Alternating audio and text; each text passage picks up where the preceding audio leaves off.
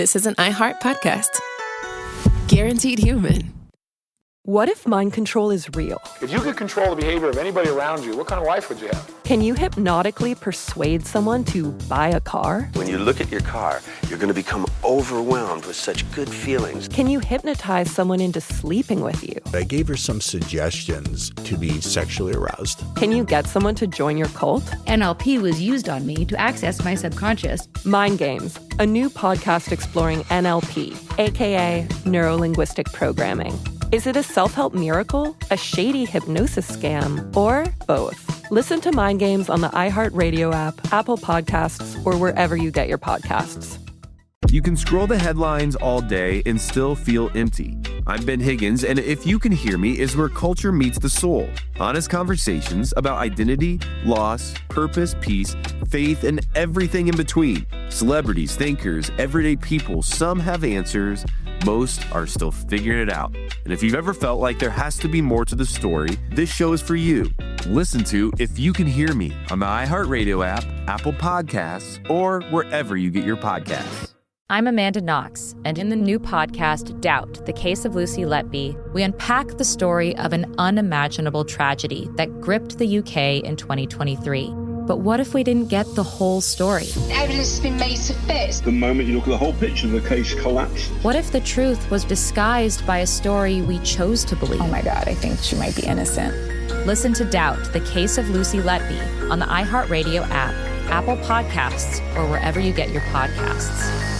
Hi, it's Jill Winterstein, host of the Spirit Daughter podcast, where we talk about astrology, natal charts, and how to step into your most vibrant life. And today I'm talking with my dear friend, Krista Williams. It can change you in the best way possible. Dance with the change, dance with the breakdowns. The embodiment of Pisces intuition with Capricorn power moves. So I'm like delusionally proud of my chart. Listen to the Spirit Daughter podcast starting on February 24th on the iHeartRadio app, Apple Podcasts, or wherever you listen to your podcasts. The Black Effect Presents features honest conversations and exclusive interviews. A space for artists, everyday people, and listeners to amplify, elevate, and empower Black voices with great conversations. Make sure to listen to the Black Effect Presents podcast on iHeartRadio, Apple Podcasts, or wherever you get your podcasts. Get all the Real Housewives tea you need on the podcast 2 Teas in a Pod. Join ex-housewives Teddi Mellencamp and Tamra Judge as they watch, recap, armchair quarterback, and break down all things from the hit reality TV franchise. This team tells it like it is. Each week, we're going to be recapping whatever housewife is currently airing. Lucky for Tamra, we're going to start... Oh my gosh. I know, with Orange County. Listen to 2 Teas in a Pod on the iHeartRadio app, Apple Podcasts, or wherever you get your podcasts. Mama, what does the chicken say? Dog.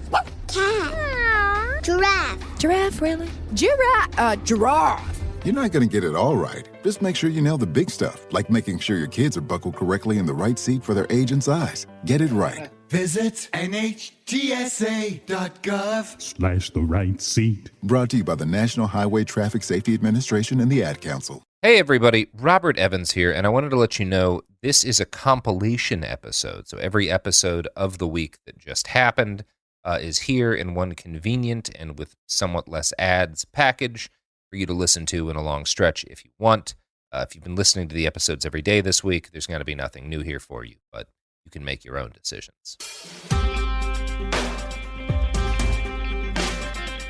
What's meta? My verse. This is It Could Happen Here, a podcast entirely dedicated to the metaverse, which is the promise of the human future. On with me, as always, is my co-host, Mark Zuckerberg. Hello. I don't know how Mark Zuckerberg talks. I'm not sure how. I don't know. Yeah, I don't know whose voice you were doing. You could just do a but it was great. data I loved voice, it. I guess. But Yeah, who knows? he sounds like nothing, like no one, like the absence of a soul. He sounds anyway, like Garrison, the noise when it's dial-up. That's his. Yeah, that's what's going on inside his head at any moment. When he's not actively making the internet worse, it's just a dial tone in there. Awesome. Garrison, what are we talking about today? Well, yeah, we're going to be talking about the metaverse and how it's different from what people talk about it as, and yeah, it's gonna touch on a variety of things, split up into two parts. But first, I would like to paint you a picture with words, a word picture. So you're a wicture, yeah. You will. Mm-hmm. You're walking through your favorite grocery store. There's carts passing by, horrible music playing. Mm-hmm. It's the lighting is white and like overexposed and underexposed at the same time. It's hard to see. And this person who looks like an employee keeps popping up and trying to take you to different sections of the store. You're trying to just ignore her. It's very annoying. All you need to get is the stuff you have on a little list, and it's awful. Eventually, you get so fed up with this whole experience that you you go to where the wine bottles are. You take them out and you arrange them into a giant penis on the floor, because that's the only thing you can do, because you're not actually in a store. You're in your living room and you have a horrible headset on and you're trying to do shopping in a virtual grocery store. And that's the actual kind of scope of what we're going to be talking about today, is virtual marketplaces and how they interact with seemingly real marketplaces. Yeah, I'm sure this is inspired by. There were a couple of videos that dropped recently. One of them from, I think, Walmart. We're going to be talking. We're going to be talking about it. So yeah, a couple of days after the 2020 New Year, a video went viral across the social medias, ranking up over like 11 million views on Twitter. And it was titled "How Walmart Envisions Shopping in the Metaverse." Now, so what followed was like 2 minutes of an embarrassing like VR jank, including like throwing around virtual gallons of milk from your cart into a virtual fridge. Many dunks were made, fun was had, but what few people probably realized is that like this wasn't a Walmart metaverse test store. This was actually a 5-year-old tech demo from before non-Neil Stephenson fans even knew what the term metaverse meant. So a few years back, a tech company called Mutual Mobile partnered with Walmart for a project set to, quote, reimagine retail with virtual reality. Now, that sounds very fancy and important, but considering this was 5 years ago and you're not hearing about it until now, shows how impactful this thing actually was. The first stated goal of the tech demo, according to the Mutual Mobile website, was to impress influencers at South by Southwest 2017. So, just like the so-called metaverse is now, this was largely a promotional project and a way to attract investors. This was never actually a serious thing. I'm going to say it right now. South by Southwest was always one of the stupidest things in the world. And when it comes back, it will be still, because it's stupid. It's a stupid place for the most insufferable people in the world to come and talk about technology. Some people also listen to music. That's fine. So yeah, for the experience itself, they used an original Oculus Rift and programmed a roughly like 4-minute linear expedition into a barren, hellish digital Walmart, where you pick up and throw. It did sound exactly. My favorite thing about this video is they were clearly using the audio of some sort of like shooter game, because it was every awful. time like things would change, it would sound like you were in like fucking Doom going through a portal. It was extremely funny. It was bad. It sounded like hell. You pick up and throw fake wine bottles into your blue digital cart, and the whole thing ends with a fake drone delivering an $800 TV that you fake purchased. It's not great. What Mutual Mobile and Walmart were trying to do, they have like a statement on their website back from 2017. It was they said that Walmart envisioned unveiling a fully virtual shopping experience that puts shoppers inside the store without ever leaving their homes.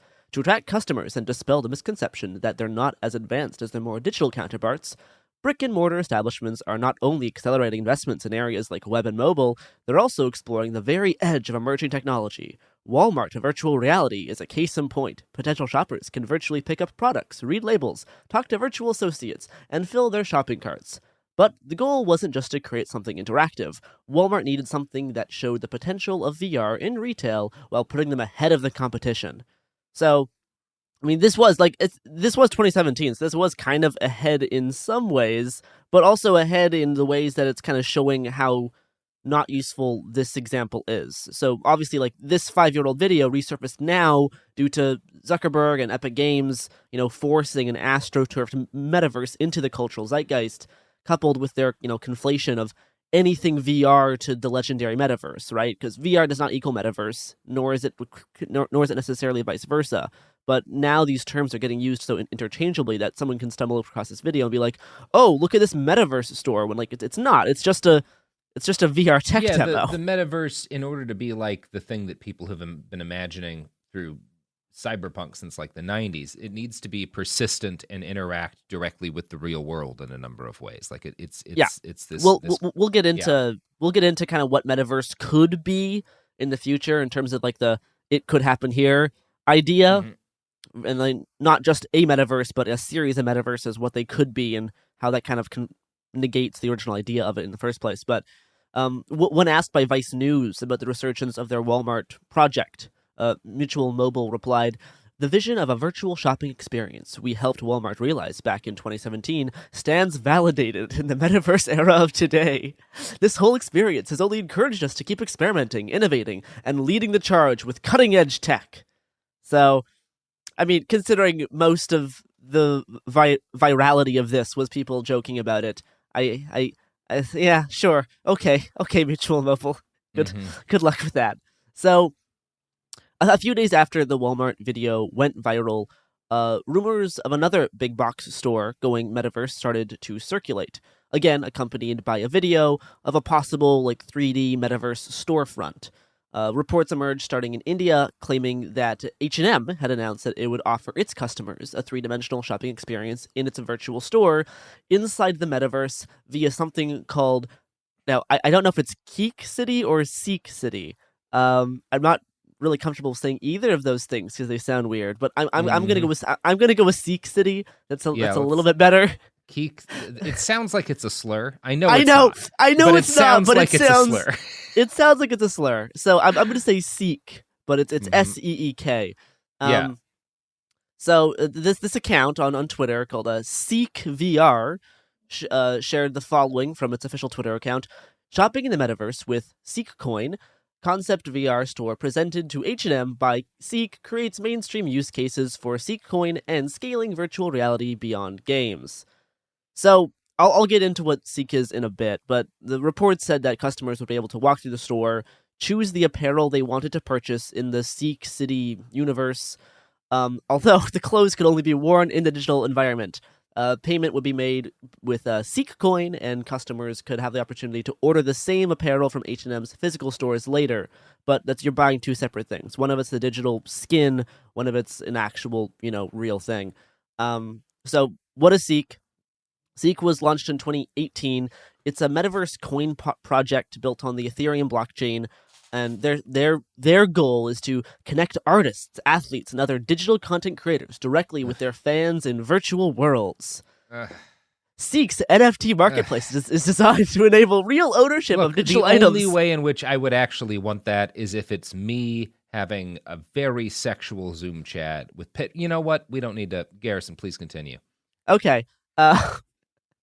And quoting from Seek's website, Seek currently offers a range of immersive VR experiences within Seek City, including theater, concert arenas, sports complex, hangout lounge, and more. Wow, it's all the things you can do in your real home, but weird and on the internet. I really hate it. This is horrible. I see a potential appeal for people who are out in the sticks or in parts of the world where they feel they're very politically or whatever disconnected, which is the same thing the internet already does. I'll talk about it being in VR will make it better. I don't know. I've lived in the middle of nowhere and relied on the internet to be social, and I don't think I would have wanted to change the internet in for this because it sounds. Anyway, it sounds. I'll talk about use cases in a sec, but so. End users will be able to use Seek Token to make purchases, vote for content, control programming, and much more after token launch. Seek VR, in partnership with Universal Music, can realize live performances of world-famous artists such as Bon Jovi, Lady Gaga, U2, Sting, and many more can take place on this platform. So, Seek is it's kind of the startup, but it's been around for a while. it's trying to do virtual venues inside the metaverse. They do have contracts with Universal, so it's a mix of it's a mix of this coin. So it's a mix of this cryptocurrency, also trying to use this cryptocurrency in this world they're trying to build up. Their roadmap to metaverse right now.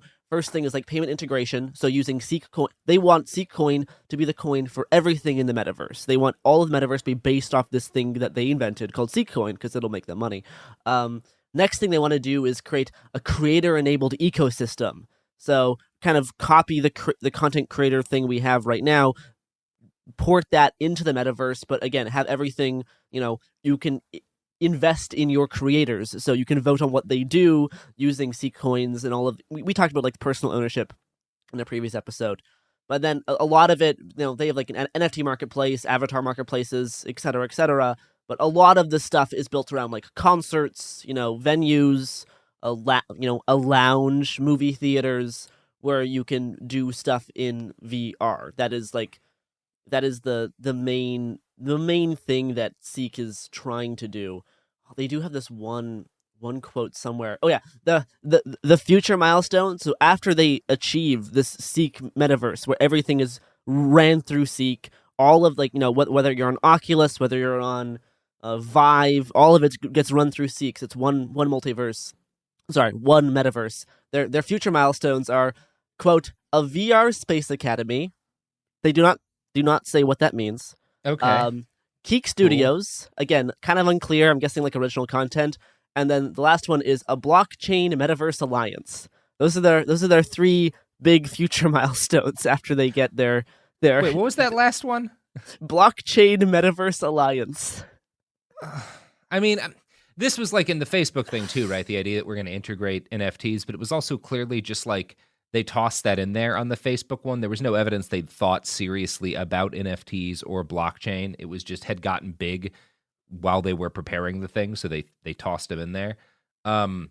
I get the idea, right? The thing that they keep pitching with this is that you'll be able to have an item in one game that is yours. The company doesn't own it. You can take it to other games, which anyone who makes games will tell you is fucking nonsense. Something like that might be vaguely possible in a metaverse where everything was forced to use the same engine, and everyone was also forced to abide by a bunch of strict rules by Facebook. That's probably violating antitrust laws, and also it seems like a ridiculously Sisyphusian task with no real benefit. I don't think anyone's going to do it. But I'm guessing that's what they're referring to when they want to jam the blockchain up in the fucking metaverse. What else could it mean? The blockchain metaverse alliance. Yeah. All of the blockchains and metaverses get aligned into... Yeah, they want to put all of the metaverse stuff into one blockchain. Only you can wear this shirt in the metaverse. Yeah. Woo. So... just like the real world. The freedom of the internet. Can't you feel it? The ever-expanding possibilities. I do love, because they keep talking about, within the context of metaverse games, you'll get to unlock a character that's just yours and nobody else can play it, and he'll have special abilities that means he wins all the time. It's why would people play that game? There was a fucking, I think it was Business Insider, someone's article talking about how neat it would be for games to work this way, and think of all the money you'd make, people wanting to watch your character win. It's people don't want to just watch a guy who's structurally unable to lose because he bought the right character in a racing game win every race. That's not... No one's going to pay to watch that. Do you understand what people watch races for? No. Yeah. Anyway, it's all nonsense. Let's hear from our good friends at our products and services before we come back and talk more about Seek Coins, I guess. I don't know. Seek. Yay. All right, we are back. So, yeah, Seek Coins virtual reality spaces run on smart contracts through the Binance Smart Chain, and they're run through the Ethereum blockchain. So there's about 744 million Seek Coins in supply. The maximum supply capacity is capped at 1 billion coins. Seek Coins peaked at $1.16 a year ago, after launching it at around 4 cents. They're currently being traded for around 60 cents. So that's what actual Seek Coin's doing. Like people do use this, just not many people.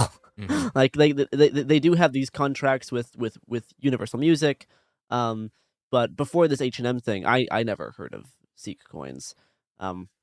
So 2 days after the rumors began circulating that H&M was partnering with Seek, H&M said, "Nope, we do not. We are not doing this." But they did not close the door on future possibilities. They said, "We'd like to confirm that H&M is not opening a store in the metaverse at this time. We're also not collaborating with Seek." So the official Twitter account for Seek subsequently clarified later on that the store that they were doing was just a concept that was presented to H&M and not a launching virtual store yet. But they do say that they're in discussions with H&M to make this a reality, but it's not a reality as of now. So this kind of begs the question, like, what about a 3D digital space is superior to a 2D digital space for simple tasks like shopping online? So once you start, unfolding questions like this about the internet, metaverse, AR, VR, there are more like internal sides to this than you would have initially estimated. But first off, before we kind of have this discussion, we should split this into two categories. One for shopping for like real physical items that you plan on like receiving in person, and then digital items that don't physically exist and are just on your computer and monitor. So obviously, like, there's no clear advantage in most cases to traversing an isolated virtual environment in order to order food as opposed to just scrolling through a web page. But once you expand out of the confines of VR's sensory deprivation, 3D technology in AR, so augmented reality, does actually have some useful prospects, including some that are already in use. Amazon and IKEA, for example, have options on their respective websites and apps that can like project furniture options into your living space, so you can see how that's they the kind fit. of thing that has some future, I think. Yeah. So currently this is being done on your phone screen, but an AR glasses application of this would actually serve its purpose quite well. Sure. Like, this is something like that people would want. Yeah. Yeah, the phone This screen makes version sense. is pretty mediocre. And these are and that's kind of the thing. The place we're at, we make fun of this stuff a lot because most of it's nonsense. There's a lot of potential in some of these ideas, but there's potential for like on the same level that the air fryer has potential, where it's like a thing a bunch of people will buy, but it's not. None of this yet is stuff that's going to completely change. Like, yeah, you might get a few million people to get these glasses or this app. This glasses for a couple of reasons, but who would use this app to like help plan out how they're setting up their houses. You might get a few million people who do that. It's not going to be like an iPod or an iPhone or like Facebook. That no one's figured that out yet. There's some neat products that are going to be valuable, but we're still in the stage where nobody's figured out fundamentally what people want from this, as opposed to like tiny specific needs. In the same way that like there was a number of futurists who quite accurately figured out with a smartphone, like, oh, people want a thing that will give them access to all of the knowledge and ideas in the world, and also let them yell at anybody anytime they want. Like, that's something that is going to be incredibly successful, and it has, and it's changed the entire world. Zuckerberg was like, people want to be able to be racist faster, and by God, we wanted it, and that was huge. I don't like it's a good idea. Like, yeah, let people scope out how their room is going to look when they're shopping or whatever through AR, but we haven't yet hit that. This is going to change the world, because being slightly better at using IKEA will not change the world. Yeah, I think as an avid air fryer hater, I do think comparing Metaverse to the air fryer is actually a very love my apt comparison. air fryer, which I love to say to Garrison. I know Garrison hates it when I use the air fryer. I love my air fryer. Anti-air fryer action is my new tattoo. They screech like the person at the end of Invasion of the Body Snatchers. They do. But my goodness, do they cook my food faster? They air fry it. Fry it with the air. Wow. Yeah. Almost like it's impossible. Anyway, Mutual Mobile's digital marketing strategist talked with Vice after the Walmart video went viral.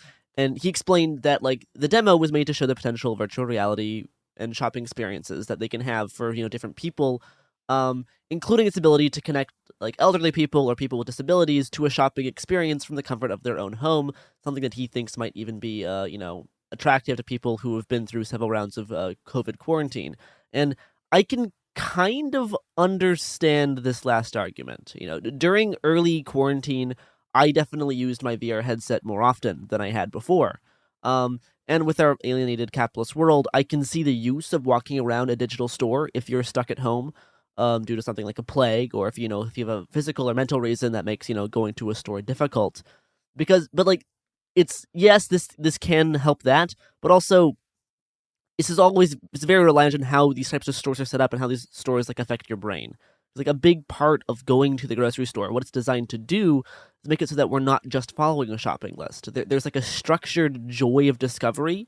Everything about the design of the store is to get you to buy things you didn't think you needed before you walked in. And we're trained from birth to find this process pleasurable. So in that way, walking around a VR like Walmart or H&M might actually make some people happy, despite that being sad and dystopian if you stop and think about it, right? Because that's actually it's a very capitalist thing, but it does make us happy because that's what we've been trained to do since we're babies. So there is that side of it in terms of I can see if I really don't want to leave the house, but I want to get the experience of walking through a place. Maybe I will walk through a Target to get groceries. I don't know. Some people maybe might do that, but otherwise, it is much simpler and easier to just scroll through a 2D thing on a web page and do the things you need. That's the thing. Absolutely. Because I when I was making fun of one of these videos, somebody called it out as being ableist and was think of all the uses this has for a disabled person. If they can use this, they can use Amazon. And as a person who sometimes I don't shop for groceries at Amazon, but I've shopped for groceries online, it's fine. It's everything it needs to be. You can get your groceries online, and the metaverse is just going to make it weird and off-putting and unnecessarily complicated. Because at the moment, I can get groceries with my phone while I'm jogging. Or as I'm sitting in traffic, or while I'm on a Zoom call listening to Garrison talk about the metaverse, as opposed to putting on a headset and doing the same thing basically as driving there, but more expensively. Are you grocery shopping right now? I am ordering 1,700 cans of Zevia and 40 pounds of raw beef. Live your best life. That's a normal week's worth of food for me. That's a lot of Zevia. That's literally 2 days for him. See, but Robert, you could be doing this while wearing a bucket on your head and walking around a fake store. I could wear a bucket on my head to the real store. They can't stop me. I usually wear a bathrobe. This is the first half where it's buying actual physical items that you plan to receive in stores. Furniture, this actually kind of makes sense. Food, it's a little bit iffy. The only kind of consideration there is if people want the mental effect of walking around a store, if they find that pleasurable, then it's a thing. But, it's way more efficient to just scroll through your phone. As for the other side, buying virtual items, whether they be, NFTs, video game skins, or super special exclusive VR hangout rooms, I don't give a fuck how this works. If you want to walk around a VR mall to buy your VR art and your VR clothes, knock yourself out. I buy Sonic the Hedgehog games. We all have our weird things we do that don't make any sense. Yeah, these grocery stores are just going to be the 700 weirdest people in the country masturbating as they buy wine and milk. See, that's the thing, Robert. When I was doing the digital picture at the beginning, I had two scenarios. One where you align the bottles into a dick. The other one I was going to say you'd take off your pants and start masturbating. And I decided not to do that one. So I'm happy that you brought it up. That was the right call, Garrison. That was the right call. Because, that is the actual use case for this, is that people are going to be walking around these fake Walmarts just all jerking off. That's what's going to happen. They're going to have this animation of a real female employee of theirs who pops up when you do something you're not supposed to do and explains something to you, and it's going to be impossible to remove initially, and people are going to turn it into a whole weird horny thing and make her appear in all these circumstances. It's going to be the only thing that goes viral. It's going to be the only thing people remember 5 years later about the first of these. I'm going to circle back to this towards the end of part 2, but this is the actual way to handle the metaverse, because this thing is going to be forced on us one way or another. We're going to have a form of it. And honestly, the best thing we can do with it is either ignore it, or maybe more attractively is to fuck with it. That's going to be the thing. That's going to be the thing to do. There was an article a few days ago that The headline is Final Fantasy porn interrupts Italian Senate Zoom event. So someone joined in and started playing porn from Final Fantasy VII. Yes. And like this is the thing to do. Yeah. This is the way that we need to do it. If there's going to be dumbass like meetings on the Zuckerberg metaverse, people need to go in and make it weirdly horny. Yeah, Garrison, I could not agree more. That's what you need to do, citizens of the internet, is look up something awful, Habbo, Habbo hotel. That's the kind of shit that we need to be doing in fucking there was basically a children's video game. It was an early kids MMO, and a bunch of weird adults and something awful decided to create an unsettling cult of people who all looked identical and marched around doing all of these weird, unsettling things in a children's game. It was very fun. In Second Life, when it was the new big sexy thing, there was this very self-important tech writer, investor type person who was doing a Q&A, and people just like animated thousands of floating penises going around. Yes. Yeah. And this is going to be the thing. This is what you're going to have to do, because if it's going to be this horrible corporate hell, the only way to deal with that is to make it unusable for everybody, so that it doesn't get used. And the way to do that is by putting dicks everywhere. Yeah. Dicks and boobs if Joe everywhere. Biden ever decides to do a multiverse presentation, or if one party or another decides to do a multiverse debate, it is everyone's moral responsibility to fuck it up. Civic Yeah, it is your duty. This goes beyond civic. This is as a citizen of the human race, as a member of this species, you have to try to find a way to fuck it up for them. Nothing could be more important.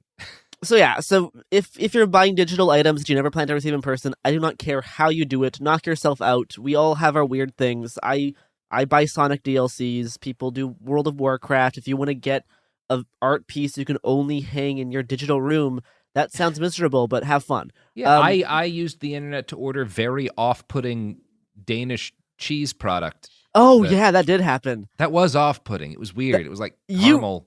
You tried to trick yourself into liking it when you were eating it, though. I don't remember not liking it, because I ate a good amount, but I've had the second cube sitting around, and I've had no desire to open it. No desire to, yeah. Anyway. So I didn't not like it. I don't know that I ever want to eat it again. I love that for you. Quality audio content. So here's the thing. I have not actually been talking about the metaverse. Nothing I've mentioned thus far actually is the metaverse, and doesn't have really anything to do with the metaverse besides the technology of VR and AR. It turns out companies like Facebook, Epic, Microsoft, and Valve, the way they talk about the metaverse is kind of all a big lie. Like it's not metaverse. It's an astroturfed top-down marketing scheme to turn more of you into data and to create viral marketing. Like that's instead of an interconnected solution to the alienated bubbles of Web 2, it's just a social media network that encompasses all of your vision and encourages even more digital alienation and less in-person socialization. Hey, kids, the worst stuff about the internet? What if it was the only thing about the internet? What if it was encompassing everything you see instead of just a computer screen?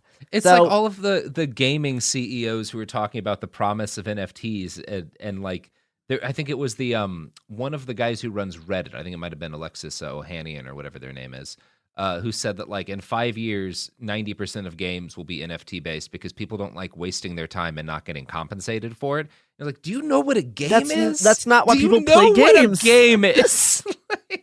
So I'm gonna talk more about metaverse as big tech or just bigger tech in part 2.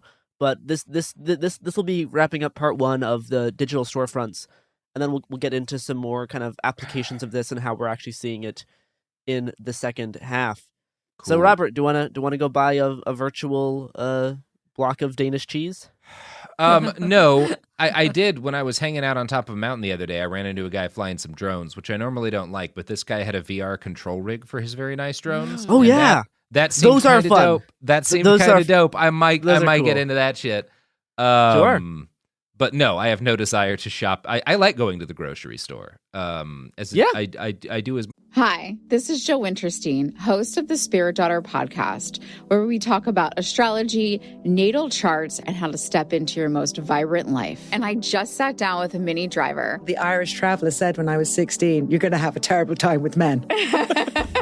Actor, storyteller, and unapologetic Aquarian visionary. Aquarius is all about freedom loving and different perspectives, and I find a lot of people with strong placements in Aquarius are misunderstood. A Sun and Venus in Aquarius in her 7th house spark her unconventional approach to partnership. He really has taught me to embrace people sleeping in different rooms, on different houses, in different places, but just an embracing of the isness of it all. If you're navigating your own transformation or just want a chart-side view into how a leading artist integrates astrology, creativity, and real life, this episode is a must listen. Listen to the Spirit Daughter podcast starting on February 24th on the iHeartRadio app, Apple Podcasts, or wherever you listen to your podcasts. What if mind control is real? If you could control the behavior of anybody around you, what kind of life would you have? Can you hypnotically persuade someone to buy a car? When you look at your car, you're going to become overwhelmed with such good feelings. Can you hypnotize someone into sleeping with you? I gave her some suggestions to be sexually aroused. Can you get someone to join your cult?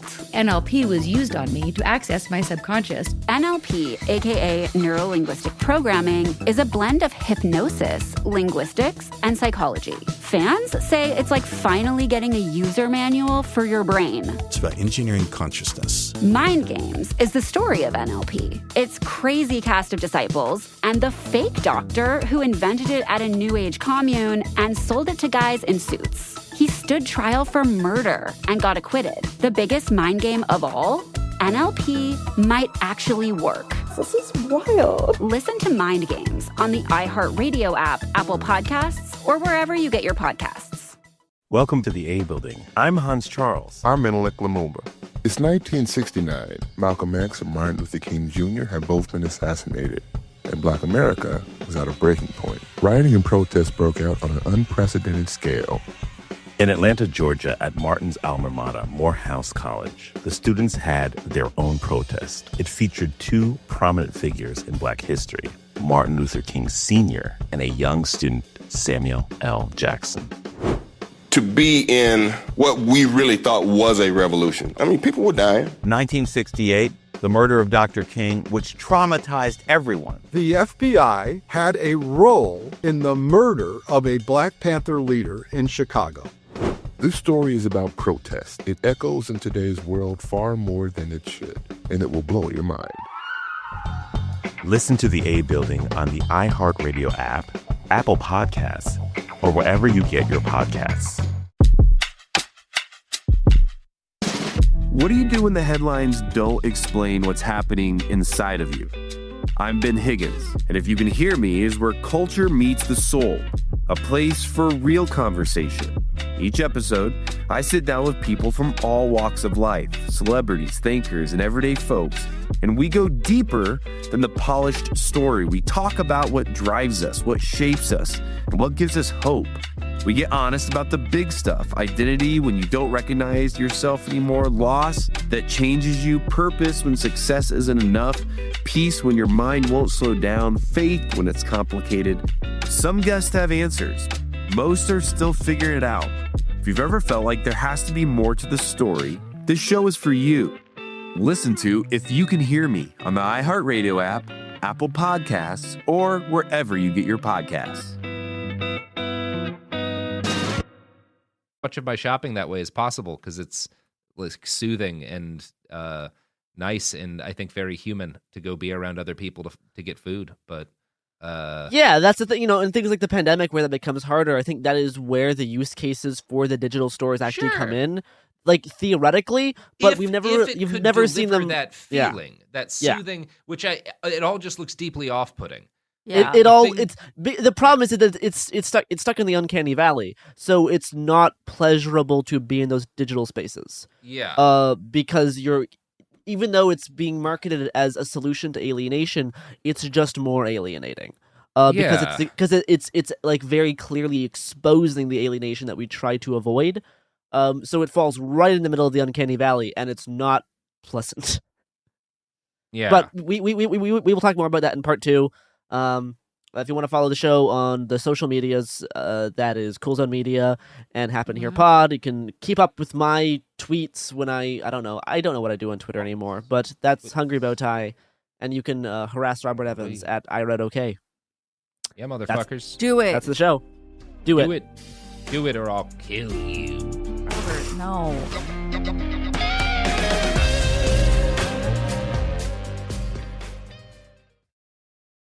This episode is brought to you by Wix. Are you ready to take your business online? You need Wix, the leading website creation platform that's got all the tools you need to create, manage, and grow your brand. Over 200 million people are already using Wix's wide range of solutions to enhance their businesses, like ultra-smart SEO tools designed to get you found on search engines, faster loading times to create outstanding user experiences, and payment solutions to help you boost your revenue. Plus, with enterprise-grade security built into every site, you know you're in safe hands. So whether you're starting your online business or you've got a side hustle, with Wix, you can design a site to showcase your work that'll look great on any device. You can also manage everything from one dashboard on desktop and mobile, so you can be available anywhere at any time. In the office, at home, or on the go. Want to get started? Head over to Wix.com and create your website today. That's Wix.com.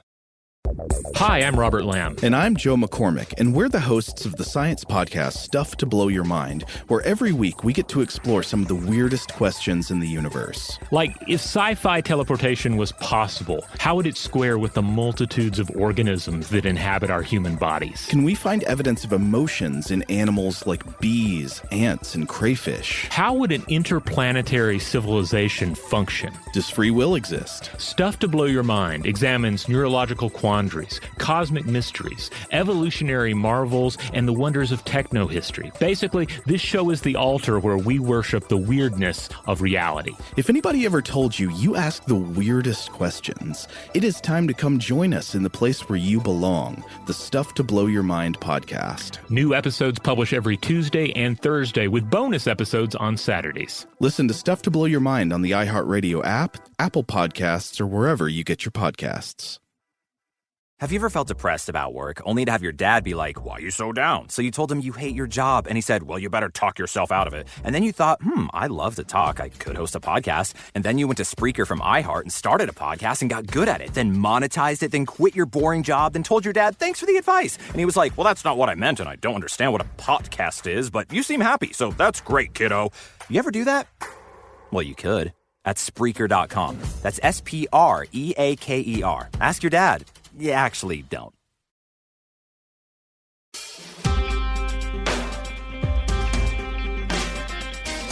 Hi, I'm Mark Zuckerberg. Welcome to the podcast where we talk about the metaverse. I enjoy barbecue sauce, and you don't sound. That doesn't that sound was my Mark Zuckerberg. Like that was pretty good. That is SNL worthy. Thank you, Garrison. Because it's so bad. All right. Now we have part. That was my only goal. This is part 2 of the metaverse that never was. Here at It Could Happen Here, and we're actually going to be talking about like the It Could Happen Here. I can't wait till we launch a metaverse show and pretend we never said all this shit. It's going to be the best, Garrison. You know, Robert. Remember when I was talking about Seek City and all of the virtual venues? Mm-hmm. Yeah, I just got a message from our beloved parent company, iHeartMedia. Oh, and good. That they plan to extend shows into the metaverse. Which was announced a few weeks ago. Well, you know, Garrison, I've always thought that the metaverse was a pretty good idea. I think we will talk about how the metaverse could be cool later in this episode, but then we'll explain why it won't be. But yeah, iHeartMedia did announce Web3 and the metaverse are the newest consumer platforms for iHeartMedia. So, sorry, I was just working. Yeah, it's fine. Working in a Matrix 4 reference there. So, yes, I see what you're doing there, Garrison. Thank you. Anyway, so I'm guessing for non-Neil Stephenson fans, many of you probably had not heard of the metaverse before last year. VR, sure, you've heard of VR, AR, maybe, but probably just as like niche gaming technology. You know, not this massive, not like a massive successor to the internet. Primarily 3 companies: Facebook, Epic Games, and Valve. The later 2 being mostly gaming and software companies. Kind of all decided the best way to push their niche VR and software technology into the zeitgeist was with this flashy new marketing. And it kind of worked. Metaverse is now in many more people's like personal lexicon. But it's not really the metaverse. Like the Walmart thing, it's a way to attract investors and drum up free press, but it's still the same old VR and AR applications of the technology. Yeah. None of these companies are trying to make metaverse a thing that we actually want or are, working towards an interconnected, immersive, 3D, open source successor to the internet. All of the different websites and services we use united under one digital roof, like a super platform that, is made up of all of these sub-platforms. You have social media, online gaming, and all of like the, ease of life apps, all accessible through the same digital space under the same digital economy. That thing isn't happening. People that's not what people with money are actually pushing towards, even though they're still using the metaverse term. Yeah. There was a great piece in Wired that came out last month as a part of their Matrix VR issue. It was called "The Metaverse is Simply Big Tech but Bigger." It was by Cecilia D'Antasio. It's a wonderful piece, and I'm gonna say a quote from it right here. By the mid-2000s, it became clear that money wasn't in building individual websites that we could access on the open web. It was making information sorters, channels, aggregators, and publishers open enough to scale with user-generated content, but closed enough to reap enormous profits. This was the evolution from Web 1 to Web 2. For nearly 30 years, the gravity of the consolidation has pulled the cyberspace together under the auspice of fewer and fewer corporate titans. The freaky little planets get drawn together, collide, and make bigger planets, collide again, and make stars or even black holes. Facebook eats Instagram and WhatsApp. Amazon swallows 24 e-commerce sites, and you're left with these few supermassive players controlling and appropriating the celestial motion of billions of users. This is how big tech got big. End quote. So, yeah, now we have all of our isolated toolboxes, and they really fight against any inter-platform integration. You have, Microsoft Office, and their Office suite. You have Google Workspace. You have Apple's own AirDrop, Apple Pages, and Final Cut Pro. Plus the nightmare that is Adobe's subscription tools. Google wants you to spend all day checking your Gmail, traveling with Google Maps, watching videos on YouTube, and browsing on Chrome. Meanwhile, your friend texts you via iMessage, uses Apple Maps, and calls his mom on FaceTime. This is not the a internet. Single person in the world uses Microsoft Edge. That is true. But this form of the internet is the one that the metaverse is growing out of. Metaverse is just a way for tech companies to add VR and AR and the accompanying extra surveillance and data collection to this their own portfolio of proprietary products. But in order for that to happen, they need to convince us that we need headsets for the next evolution of the internet. So it's not surprising that Facebook and Zuckerberg were the first ones to crack this thing wide open. They own not only 4 of the top 6 social media platforms, but also Oculus, which is the most popular manufacturer of VR hardware. VR has been relegated to niche gaming technology for basically 2 decades, and Zuckerberg decided the best way to sell more of his headsets and software was to give the tech a fresh new paint job and call it Metaverse. And it's sort of working. There were approximately 9.4 million shipments of VR headsets in 2021. 3.6 million of which were done during the holiday season, after Facebook's big metaverse event. It's suspected that the Quest 2, which is made by Oculus, aka Facebook, makes up for more than 3/4 of all those headsets sold. So demographics data isn't explicitly available, but probably a lot of kids received these things as holiday gifts. Oculus, Meta, Facebook does not release its VR headset sales figures, but the Oculus app that you need to have to make the headset work shot to the top spot in Apple's App Store on Christmas Day. That was the first time it's ever been the number 1 app on the App Store, so indicating a spike in headsets received as holiday gifts. So they're selling a lot of headsets. Oculus is selling a lot of their things. I got one a few years ago, but now there's more and more of them circulating. But, it's still all relegated to VR. It's not actually metaverse. Arguably the closest thing we have to the actual metaverse is stuff like Roblox and Minecraft. Now, that is still not, that's not immersive 3D. You're still looking at it through a 2D screen, but it is software that gives users development tools to create their own projects within this shared 3D space. What separates these things, and basically all attempts from making the metaverse, from being the ideal metaverse is still the proprietary aspect. Everything is isolated islands. You can't take your Roblox game into Minecraft, right? It still is isolated to their specific things. But, nevertheless, Roblox's CEO described the company as the shepherds of the metaverse in early 2021, and he is kind of right. Like, that's not totally inaccurate. I'm going to quote again from the Wired piece by Cecilia D'Antasio. If big tech's unchecked growth continues, there will be multiple metaverses, if there are any at all. Each will be interoperable under one tech giant's giant umbrella, the same way Apple is both a walled garden and a convenient, habitable terrarium for its dedicated consumers. Users love the seamlessness of Apple's proprietary operating system, the ubiquity of iMessage, and Apple presumably loves the 30% commission it can charge on developers who sell apps in their App Store. So Epic Games is the other big metaverse proponent right now. They were actually making announcements about metaverse a few months before Facebook did. And the CEO of Epic Games, Tim Sweeney, has been outspoken against a metaverse ran by a big tech giant like Apple. But that's not really genuine, because his version of the metaverse entails a cyberspace made accessible through Fortnite and Unreal Engine, two things owned by Epic Games. So, it's not like he's not actually sincere about creating an open source thing. He just wants to be the one to control it. He's just upset that he thinks someone else might. He tried to sue Apple last year and failed. And the California judge told him that Epic Games seeks a systematic change which would result in a tremendous monetary gain and wealth. The lawsuit is a mechanism to challenge the policies and practices of Apple and Google, which are an impediment to Mr. Sweeney's vision of the oncoming metaverse.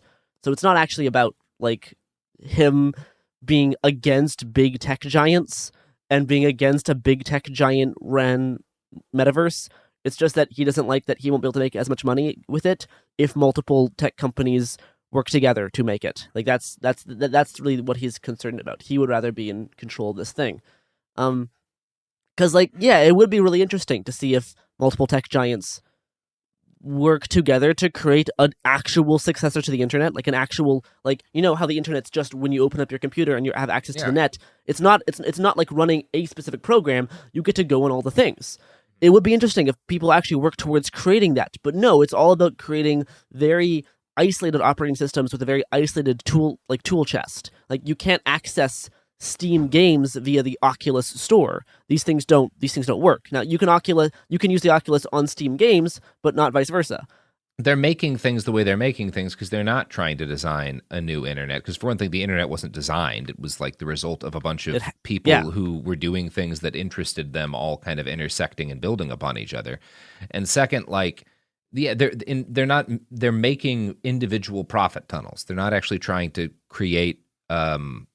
They're not trying to actually trying to think about what people might want next or what people might want beyond the internet. They're thinking, what can we sell that we're not currently selling? And that's never going to be the thing that figures out.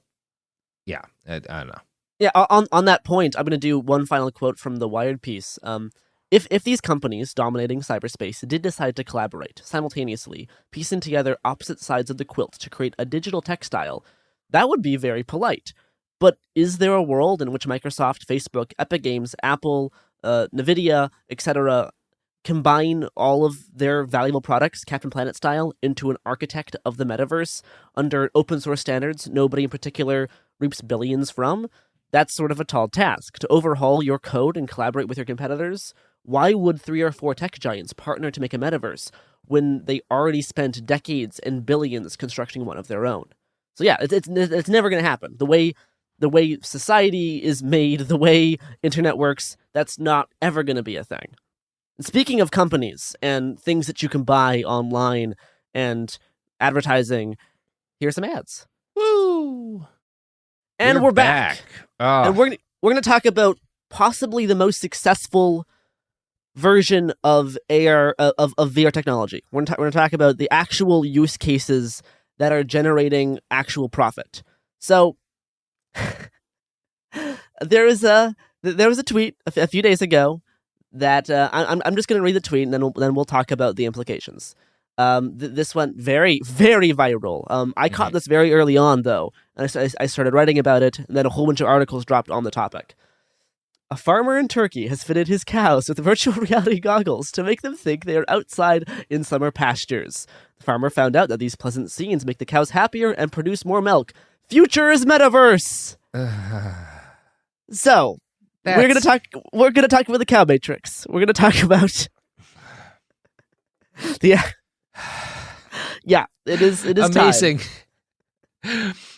To go back in time and tell people, hey, you know that hit movie The Matrix? In the future, we're going to do that, but for more milk. To get milk. So the thing that went viral about it that kind of broke the story for a lot of people was this farmer in Turkey with the pictures of the cows with VR goggles on them.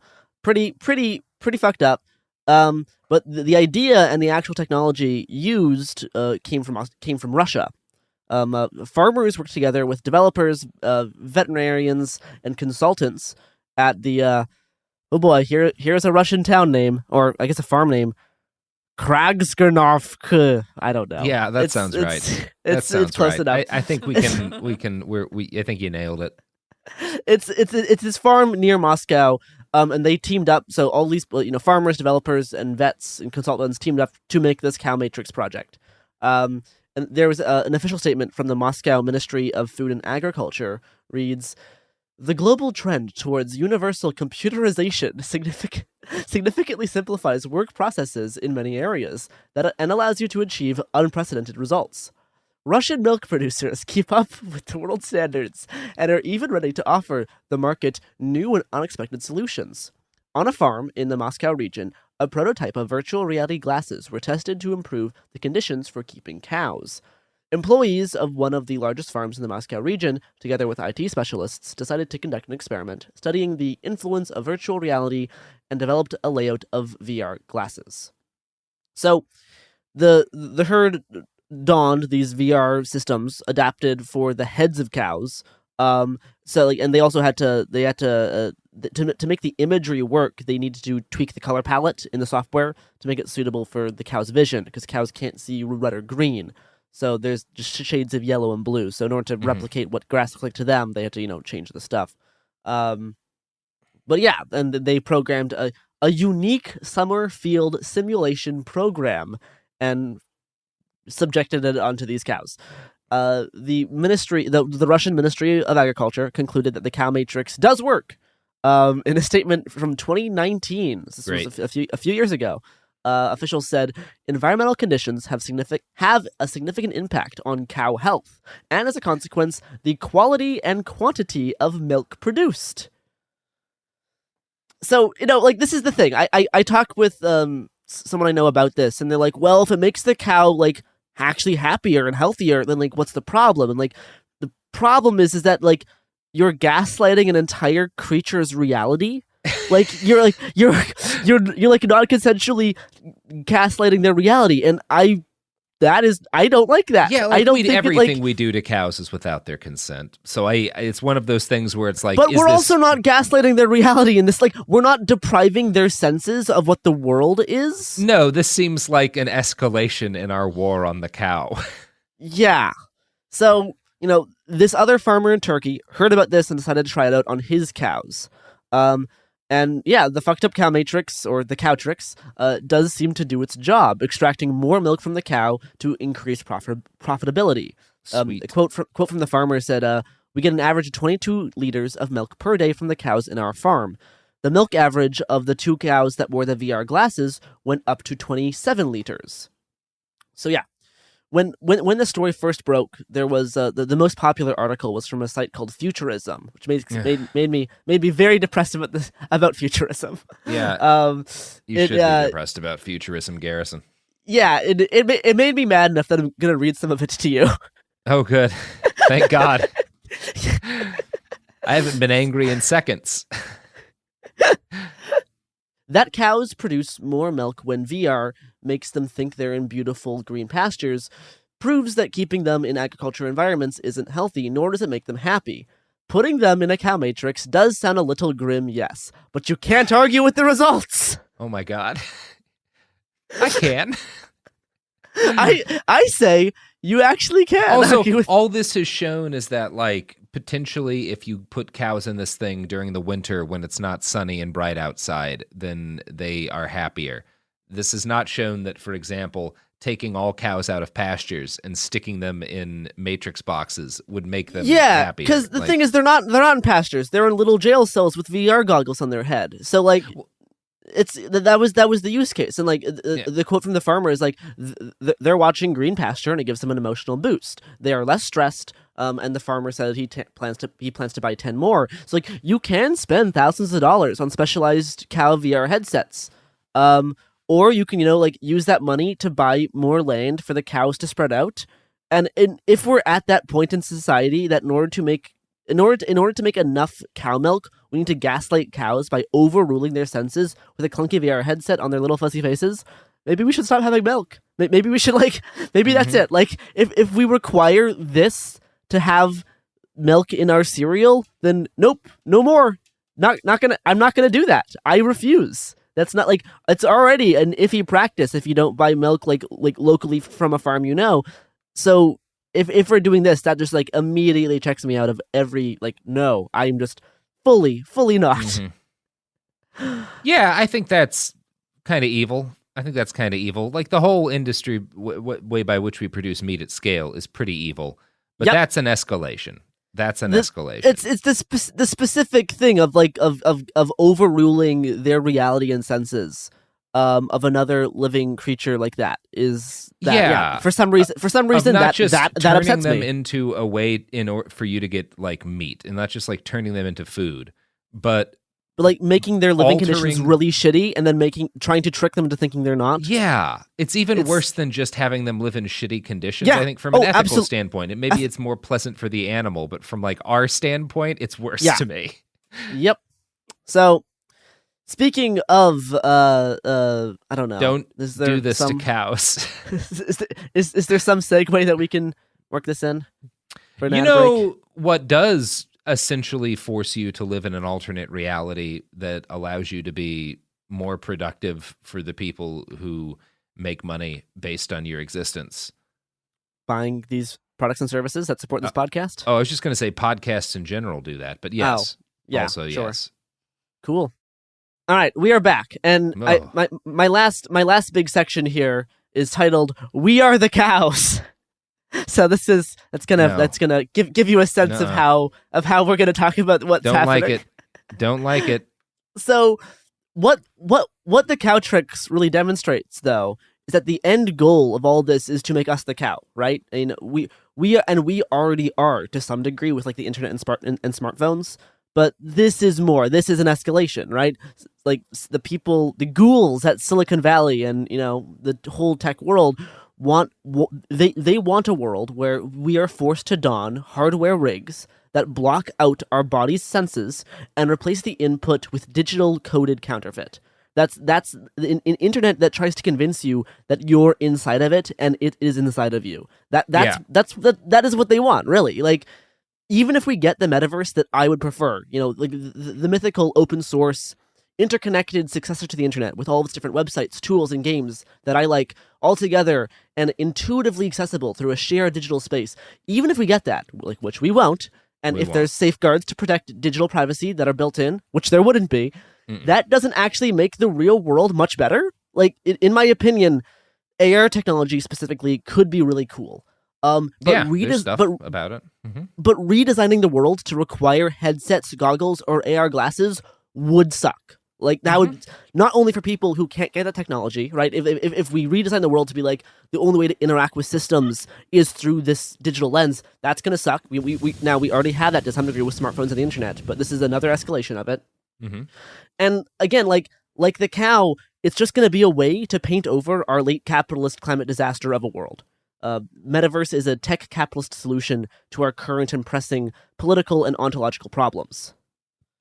And I have to use the bathroom really badly. Well, I'll talk for a little while. I think a big part of what Garrison is saying is that instead of relying on these tech industry ghouls to build the future for you, which is a future in which they sell you a way to hide from the hell that they have made of the world and others like them have made of the world. Instead of doing that, you could just spend the rest of your life listening to podcasts. Put blinders on over your eyes, cover up all of your senses but your ears, and just exist forever in a cocoon made entirely of my voice and occasionally Garrison and Chris's and Sophie's voice, but mainly my voice. So you're, saying not listen to just any podcast, but podcasts that you benefit from. I don't think people should listen to any podcast that I don't do. That doesn't seem right. Sophie? Where's my angle on that, huh? I don't know. I don't know how long we should vamp while Garrison just leaves in the middle. I really needed to pee. Well, it's okay. I just told everybody that we're the metaverse now, Garrison. Our content. I drank so much coffee this morning, it was a problem. Okay. And similar to all this, remember the John Carmack interview from 2020? Yes. Oh, that's such a bummer. The Doom co-creator and former CTO of Oculus. Yes, these bodies are a curse, John. Yeah, on the Joe Rogan show, he openly said, "The promise of VR is to make the world you wanted. It is not possible on Earth to give everyone what they would want. Not everyone can have Richard Branson private islands. People react negatively to any talk of economics, but it's resource allocation. You have to make decisions about where things go. Economically, you can deliver a lot more value to a lot more people in the virtual sense. We can have virtual devices that can get cheap enough that lots and lots of people will be able to have these. Not everyone can have a mansion, not everyone can have a home theater. These are things we can simulate, though, to some degree, in virtual reality. Now, the simulation's not as good as the real thing. If you're rich, you probably have your own home theater or mansion and private island. Good for you. You're probably not the people who's going to benefit the most from this thing. Most of the people in the world live in cramped quarters and are not, and that's not what they would choose to be in if they had unlimited resources. There's this piece of art that goes around the internet. It's this dystopian kid in a corner, drooling with goggles on, with like rainbow pictures, but it's a terrible looking place. And people say, this is the world you're trying to build. People plugged into virtual reality and ignoring the world around them. And Carmack's response is encouraging. He says, but is his life really better off if he takes the goggles off and he's in the horrible place? So I think Carmack really has convinced himself that virtual reality is a path to making the world a better place. In the interview, he compares VR to the invention of like air conditioning. He says, like, I live in Dallas. It's 100 degrees here. We change the world around us in all that we do. We live in air conditioning. People don't generally go, oh, you're not experiencing the world around you because of air conditioning. This is what human beings do. We bend the world to our will. And this is how things get better, by building technology and distributing them to people so that they have something better than what they would have if they didn't exist. Now, if you dig into what he's saying here, there's actually a few interesting things. Because for one, air conditioning is actually kind of bad. Like, the way we're using it and what it represents, it is a Band-Aid solution to our continual problem of heating up the Earth. And it's making the problem worse every single day. Yeah, and honestly, it's like a Band-Aid that also makes the problem worse, because AC contributes to a lot of energy use and emissions. Made out of human shit. But, air conditioning is also an actual material change, right? Like, it can actually help people not die due to heat. The metaverse in VR, as talked about, does not improve a middle to lower class person's material conditions. And to say so demonstrates how disconnected these tech bros are from a regular person's reality. The metaverse and VR and like virtual worlds are going to be built based on the perception of reality held by those who create them. That's why we're getting shitty digital private movie theaters, fake mansions, and metaverse concerts, and H&M NFT stores. They're giving us a simulated version of the world that they actually get to live in for real. But we can refuse this. We don't need to take them up on this offer. If we're going to be stuck with multiple proprietary branded metaverses that are made by rich tech bros to mirror a world that the rich tech bro gets to live in, the best thing we can do is fuck with it. We could sabotage it from the inside. Hi, this is Joe Winterstein, host of the Spirit Daughter podcast, where we talk about astrology, natal charts, and how to step into your most vibrant life. And I just sat down with a Minnie Driver. The Irish traveller said when I was 16, you're going to have a terrible time with men. Actor, storyteller, and unapologetic Aquarian visionary. Aquarius is all about freedom-loving and different perspectives, and I find a lot of people with strong placements in Aquarius are misunderstood. A Sun and Venus in Aquarius in her 7th house spark her unconventional approach to partnership. He really has taught me to embrace people sleeping in different rooms, on different houses, in different places, but just an embracing of the isness of it all. If you're navigating your own transformation or just want a chart-side view into how a leading artist integrates astrology, creativity, and real life, this episode is a must listen. Listen to the Spirit Daughter podcast starting on February 24th on the iHeartRadio app, Apple Podcasts, or wherever you listen to your podcasts. What if mind control is real? If you could control the behavior of anybody around you, what kind of life would you have? Can you hypnotically persuade someone to buy a car? When you look at your car, you're going to become overwhelmed with such good feelings. Can you hypnotize someone into sleeping with you? I gave her some suggestions to be sexually aroused. Can you get someone to join your cult? NLP was used on me to access my subconscious. NLP, aka Neuro-Linguistic Programming, is a blend of hypnosis, linguistics, and psychology. Fans say it's like finally getting a user manual for your brain. It's about engineering consciousness. Mind Games is the story of NLP. Its crazy cast of disciples and the fake doctor who invented it at a New Age commune and sold it to guys in suits. He stood trial for murder and got acquitted. The biggest mind game of all? NLP might actually work. This is wild. Listen to Mind Games on the iHeartRadio app, Apple Podcasts, or wherever you get your podcasts. Welcome to the A Building. I'm Hans Charles. I'm Menelik Lumumba. It's 1969. Malcolm X and Martin Luther King Jr. had both been assassinated, and Black America was at a breaking point. Rioting and protests broke out on an unprecedented scale. In Atlanta, Georgia, at Martin's alma mater, Morehouse College, the students had their own protest. It featured two prominent figures in Black history, Martin Luther King Sr. and a young student, Samuel L. Jackson. To be in what we really thought was a revolution. I mean, people were dying. 1968, the murder of Dr. King, which traumatized everyone. The FBI had a role in the murder of a Black Panther leader in Chicago. This story is about protest. It echoes in today's world far more than it should, and it will blow your mind. Listen to the A Building on the iHeartRadio app, Apple Podcasts, or wherever you get your podcasts. What do you do when the headlines don't explain what's happening inside of you? I'm Ben Higgins, and if you can hear me is where culture meets the soul, a place for real conversation. Each episode, I sit down with people from all walks of life, celebrities, thinkers, and everyday folks, and we go deeper than the polished story. We talk about what drives us, what shapes us, and what gives us hope. We get honest about the big stuff, identity when you don't recognize yourself anymore, loss that changes you, purpose when success isn't enough, peace when your mind won't slow down, faith when it's complicated. Some guests have answers. Most are still figuring it out. If you've ever felt like there has to be more to the story, this show is for you. Listen to If You Can Hear Me on the iHeartRadio app, Apple Podcasts, or wherever you get your podcasts. We need to spam floating dicks at a metaverse concert. This is the actual thing that needs to happen because, look, we all know terrorism is fun, right? Everybody loves terrorism, but there's horrible consequences for doing it in the real world. In the metaverse, there's no laws against terrorism yet. You can terrorize however you want in the metaverse, and it's just trolling, and that's fine. So do as much of it as possible until they make it illegal.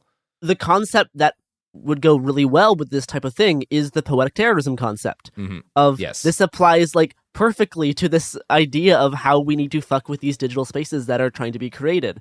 Because they're pretty bad. During 2021, Bitcoin consumed all of the electrical energy by equivalent to a country like Argentina. In 2021, the Bitcoin network handled 97 million transactions. So this is roughly 0.012% of the worldwide volume of non-cash transactions. But Bitcoin was responsible for 0.54 of global electricity consumption on total, which is astronomical. Like it is ridiculous. On average, that's like 1,300 kilowatt hours per Bitcoin transaction, which is so much energy. The power consumed by a single Bitcoin transaction on average could power an average U.S. household for 1.5 months. It is ridiculous how much it's getting used, and they're trying to build, like the Seek City thing. They're trying to build this metaverse off of crypto, which they're like. I'm sad because like crypto could be really similar to the metaverse. Crypto could be really rad. Like crypto could be an actually super rad thing, but the way it's being used right now is really environmentally damaging. And this linking of Web3, the mythical Web3 and the metaverse to crypto is showing like, it is kind of like the Band-Aid solution where it's not actually fixing the problem, and it's kind of making the problem worse because they're so set on linking it to crypto right now that it sucks. Like it's gonna happen and it's gonna suck. What you can do is you can spam Final Fantasy VII porn. You can spam Sonic the Hedgehog feet pics. This is the only tool we have. But save for actual terrorism, which we're not going to talk about on this podcast. We can talk about poetic terrorism. That is something that you can do. You can fuck with these systems from the inside and make them unusable. And that's really the only thing. And that's what I'm going to do in my spare time because it's fun. Yeah. Do poetic terrorism in the metaverse. Go fuck it up for them. And maybe in the process, here's my dream, Garrison, that perhaps in the process of fucking it up for them, we build something that we actually like. That's the thing, right? Yeah, That is similar to how the internet kind of got originally created. Of course, now it's turned into this hellscape. But that'll probably happen anyway. It'll take 10 years or more for the metaverse. But we can get a little bit of fun out of it. And we can have some fun with it like we did on the internet for a couple of years. Uh-huh. Before it all got real bad. So that is the metaverse that doesn't exist. And yeah. So fight against the cow matrix as best as you can. Do your best. Pull them out. Build a city for the cows in the center of the world. Make a cow Zion. Yeah. It's up to us. God, this is depressing. All right, that's the episode.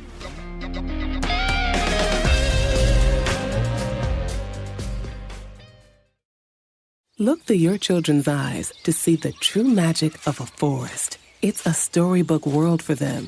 You look and see a tree. They see the wrinkled face of a wizard with arms outstretched to the sky. They see treasure in pebbles.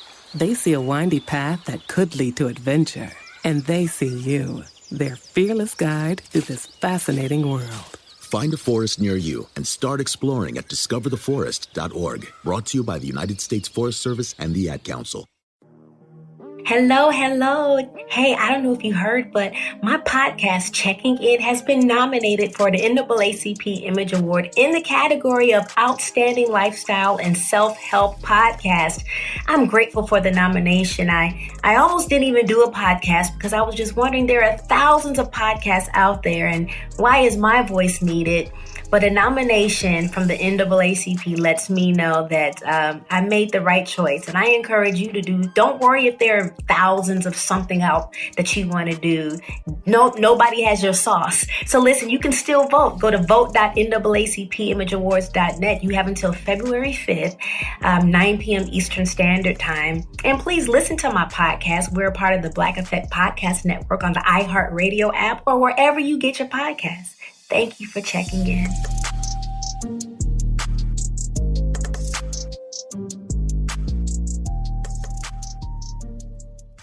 Conquer your New Year's resolution to be more productive with the Before Breakfast podcast. In each bite-sized daily episode, time management and productivity expert Laura Vanderkam teaches you how to make the most of your time, both at work and at home. These are the practical suggestions you need to get more done with your day. Just as lifting weights keeps our bodies strong as we age, learning new skills is the mental equivalent of pumping iron. Listen to Before Breakfast wherever you get your podcasts.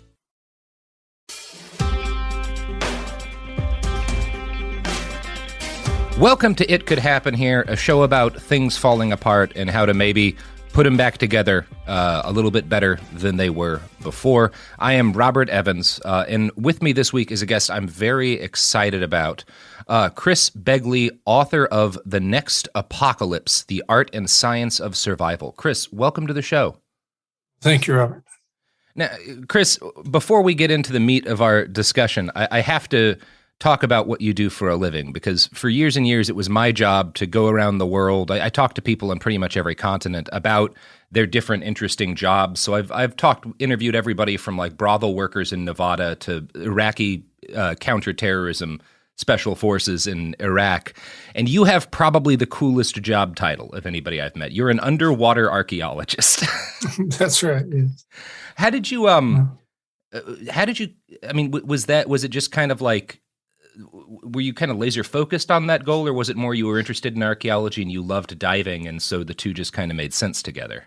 Yeah, well, I started out as what I now call a terrestrial archaeologist, working on land as most people do, and worked for years in Central America. Honduras was my focus, as you saw in the book. Yeah. But other places nearby as well. And really it was about, I would say,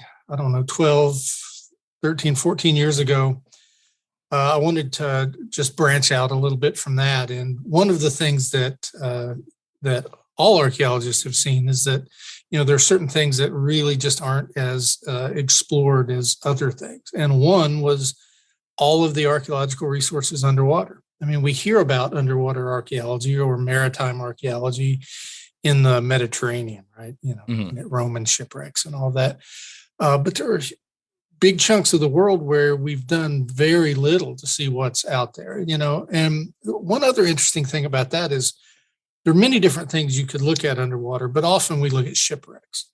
And shipwrecks are different from regular archaeological sites because, shipwreck is a moment in time. That all happened in one instance. And so when we're looking at that kind of archaeological site, we see this snapshot that we don't see when we look at a place that was occupied over hundreds of years.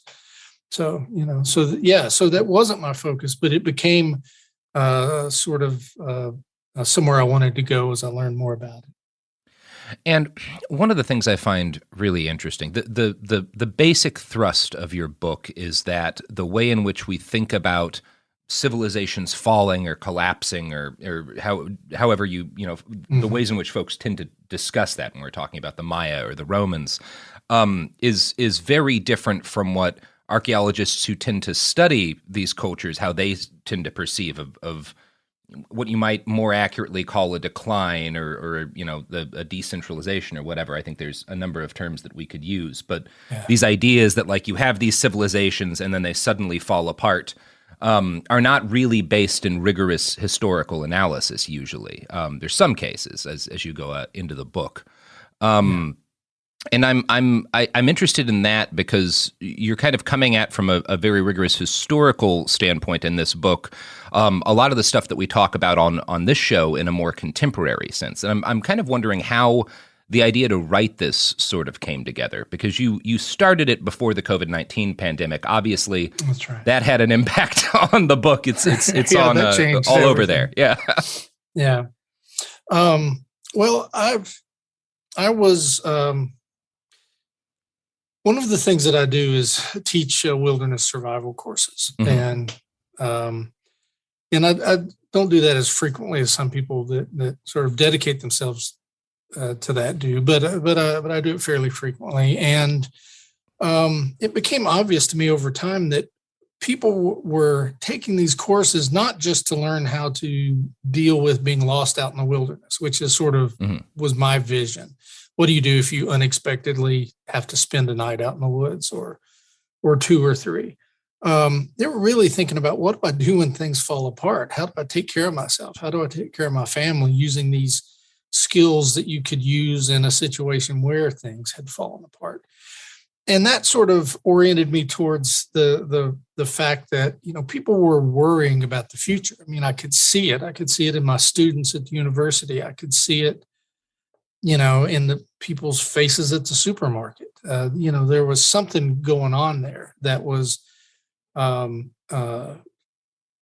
was concerning people, and a lot of it had to do with climate change, and that I think was the focus initially for me writing this, because what I saw was sort of the prepper community and survivalist community looking at things that really seemed to be short term and didn't at all focus on what we really saw historically. So I think that my initial motivation to write this was really just seeing this concern that was growing among people about what the future is going to look like. And then, of course, COVID hit, and that really brought all this to the forefront. And are there any specific ways in your mind that you kind of think on how COVID altered what you were writing, or how you conceived of what you were writing? Like, once you have this kind of vision that's inspired by the things that you're seeing and hearing, particularly in these wilderness survival courses, and then as you get started, we have this horrible plague hit, and a number of things start to happen very quickly. How does that kind of alter the trajectory of what you're writing?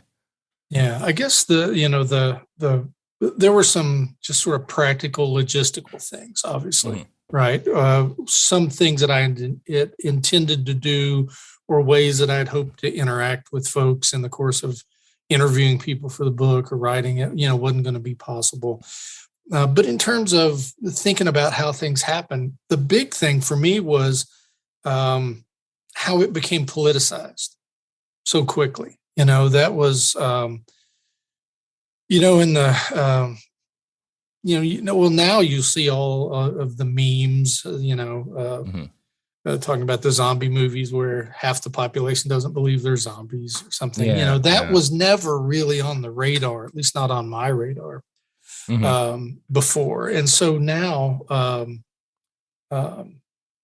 it is, because clearly, not only do these things happen, and then you have a group of people that are dealing with it, you have obviously the dynamics within the group, which of course we knew, but to see it play out in this way, in this sort of dramatic way that really altered the course of history. I mean, the pandemic could have turned out, differently, but it didn't.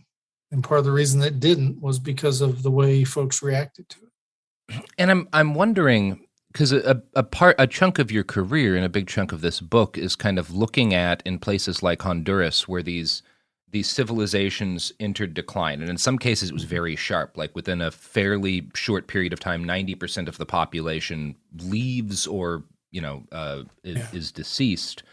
And you see, like, the crumbling of a lot of these governmental institutions and whatnot that had organized life for a while. You see the pretty significant migrations.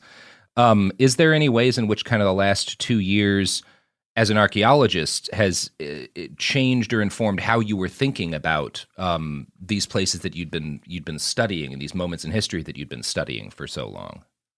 Yeah, in some ways, it brings some of it into a little sharper focus. For instance, one of the things that archaeologists had long talked about was that during these declines or these collapses, that it's uneven. It's not equal for everybody. It's not equal over space and time. And certainly depending on your position in society, there's different ways in which it plays out for you.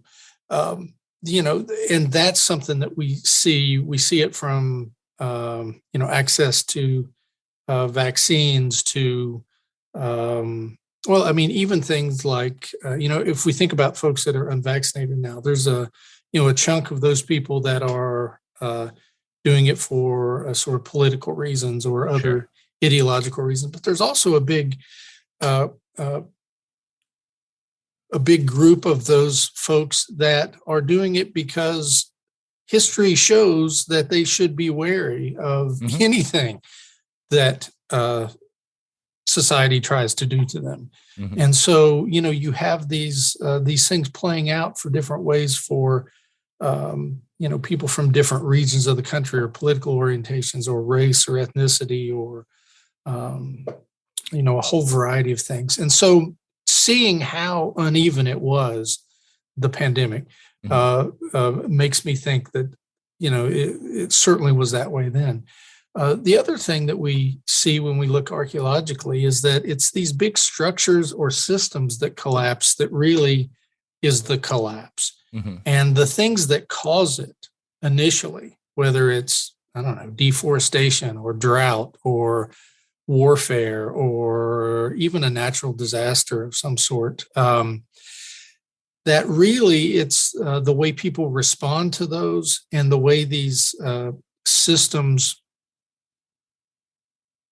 deal with those changes that really creates the problems that you see later on. And we can see that now. For instance, one of the things that we're talking a lot now about is supply chain issues, mm-hmm. right? And this is a result of COVID, but it's not a direct result. I mean, it's not because the crews on the ships or at the ports or truck drivers are sick. It's because of the ways in which all of this disrupted things. And especially when we get these really efficient but inflexible systems, like a lot of our shipping system was, these disruptions result in really big changes. So, you have these huge ships that can only dock at a few ports. Once that gets backed up, you can't really shift and adjust. And so that's, I think for me, just a lot of it is seeing it play out, where we see the fact that we have something that sets it all off, but then we have the response of the system or the structure that really creates the day-to-day impact. I suspect a big part of kind of why we conceive popularly of quote unquote collapses in the past is based on, as you talk about extensively in your book, the way in which we look at it kind of in fiction. And in fiction, it's nearly always like the societal equivalent of a bullet in the head, right? The zombie plague is out, and in a couple of days, everything's fallen apart. Yeah. And the point that you make in this is that it's probably, I mean, this isn't exactly how you phrase, but it's probably better to look at it kind of like it's like a tumor or something, where the things are set in motion that are going to lead to things falling apart much at a point before a lot of people probably would have noticed it. The problem can be too far gone before it's really obvious. I think that's a good point, and that's really something that even with COVID, it shows that, right? Mm-hmm. The problems are not only the existence or the appearance of this virus, but first of all, how did it appear? And that has to do with decreasing habitat for wild animals and the proximity of human populations to animals. And then we have increased communication and travel, which, is not a bad thing, obviously. Sure. But it is going to change the way in which these things spread. But then we have the way that we divide ourselves up into nation states and the way in which we have economic systems that are working in certain ways. So, the vaccine gets here, but not there, and so forth.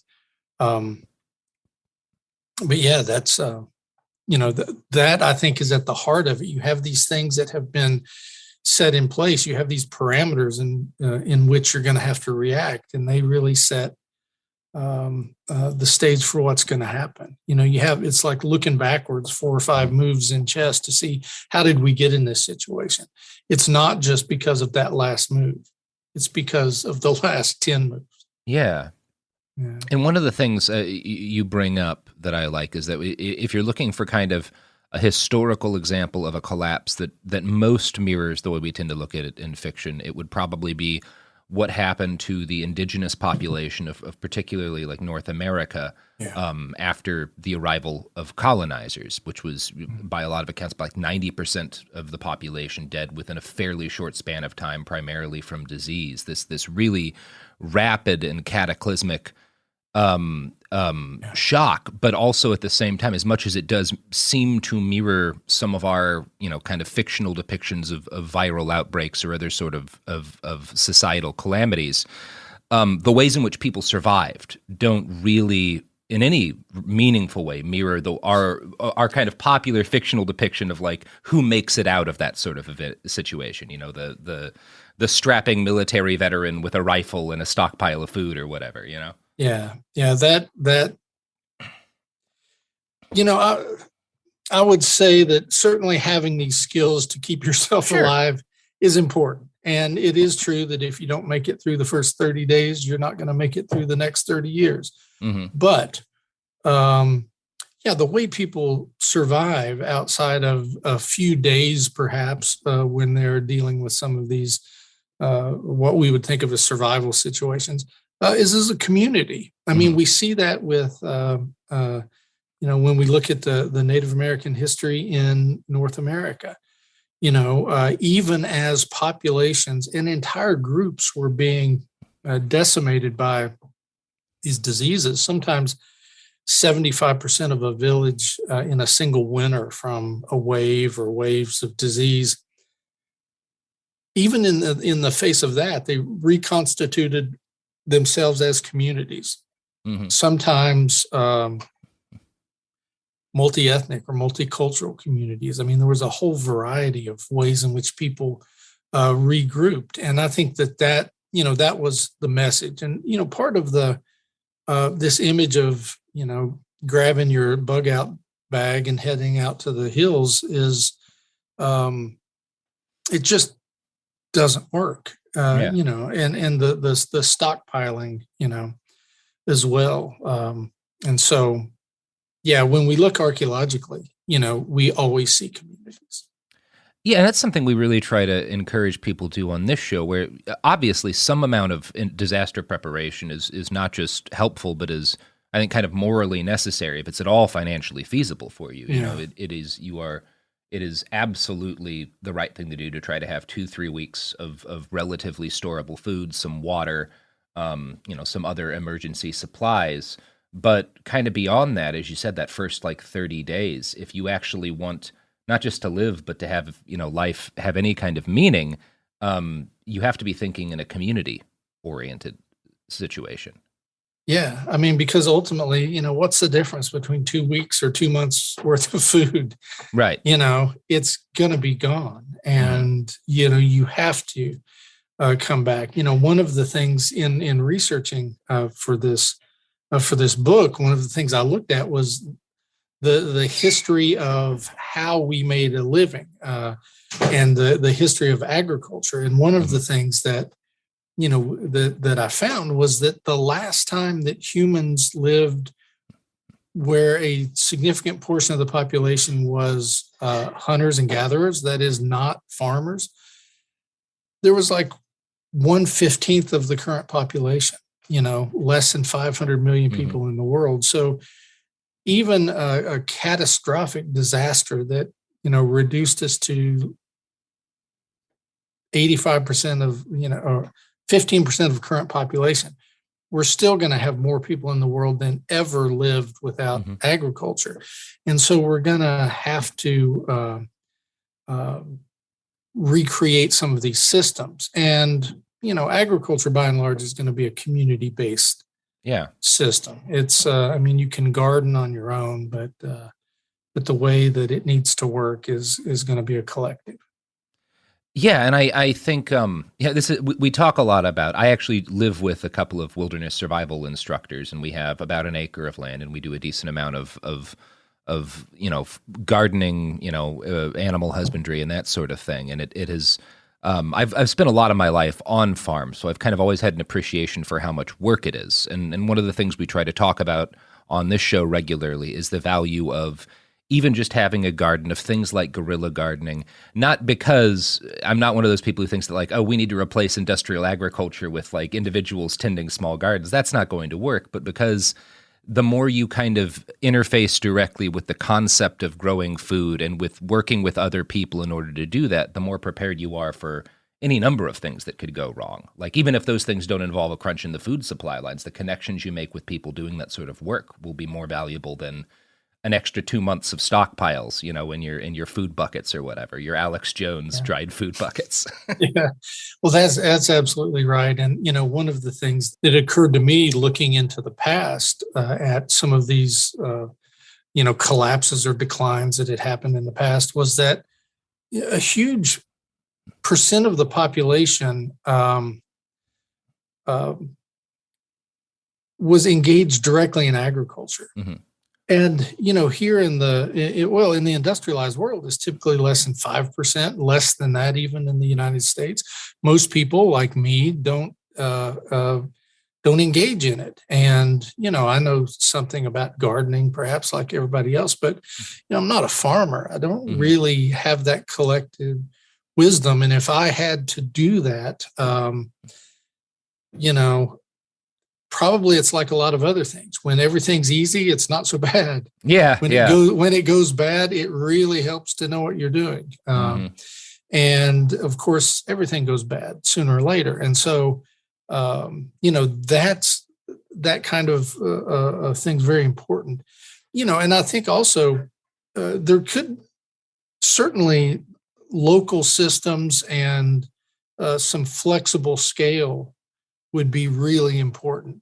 So I'm also, like you, a proponent of this sort of thing. If we can get everybody to participate in ways that we aren't now, that'll give us some flexibility. What if we do have supply chain problems? Well, we have a number of people in the community that are already doing some of this stuff that could maybe be expanded or get us through this period. So, yeah.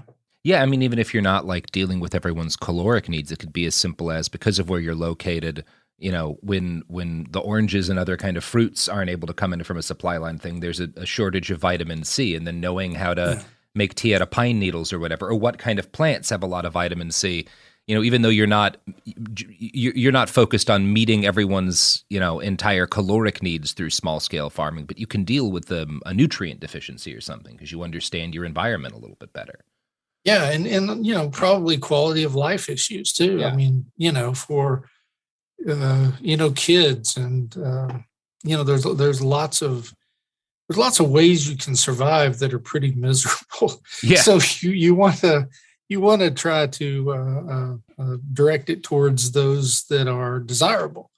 And I think part of that's having this flexibility, having this knowledge, having a lot of people involved in things. And, one of the things I talk about in my book are ideas of, diversity and inclusion, which we talk about in certain ways now. And often, I think, unfortunately, it's talked about as if it's done to benefit the people that are marginalized and left out only. And while it is partly that, it benefits everybody, of course. I mean, anyone in a business knows, anybody in a university knows the benefits of diversity. In the same way, anybody that's trying to do something understands the benefit of a diverse range of experiences. That's why we make these multidisciplinary teams that go out and do things. It's so that you have this wide variety that can help you keep going. Yeah. Now, one of the things that I really found fascinating in your book, and that kind of made me feel a little bit bad, is I've spent a lot of time thinking about what happened, what was done to, and what also just kind of happened as a result of the way diseases spread when colonizers reached North America. I had never really devoted that much thought to the actual actions that in different indigenous groups took consciously to protect themselves from the spread of diseases. You mentioned the Cherokee in particular in your book. Could you talk a little bit more about that? Because that's something, as soon as I read it, I marked that page because I'm like, I need to look up what the studies he's referencing, because I don't know anything about this. Yeah, that, a lot of that stems from the research of some other archaeologists, and they, you're exactly right. We don't think about that. We're not taught about it that way. We sort of have this contradictory and sort of doubly problematic way of talking about this. First, for a long time, we denied sort of the how traumatic and how much of a genocide it was when Europeans arrived. And then after denying that, we sort of say, well, Native Americans are gone and no longer relevant, so we can cease to talk about them. Of course, that's not true. And one of the things that we see when we look more in detail at the histories, or we listen to the oral histories, or we look at the archaeology, is that there are a number of things that that people did and do to create the outcomes that they want. And that was no different for the Native American groups.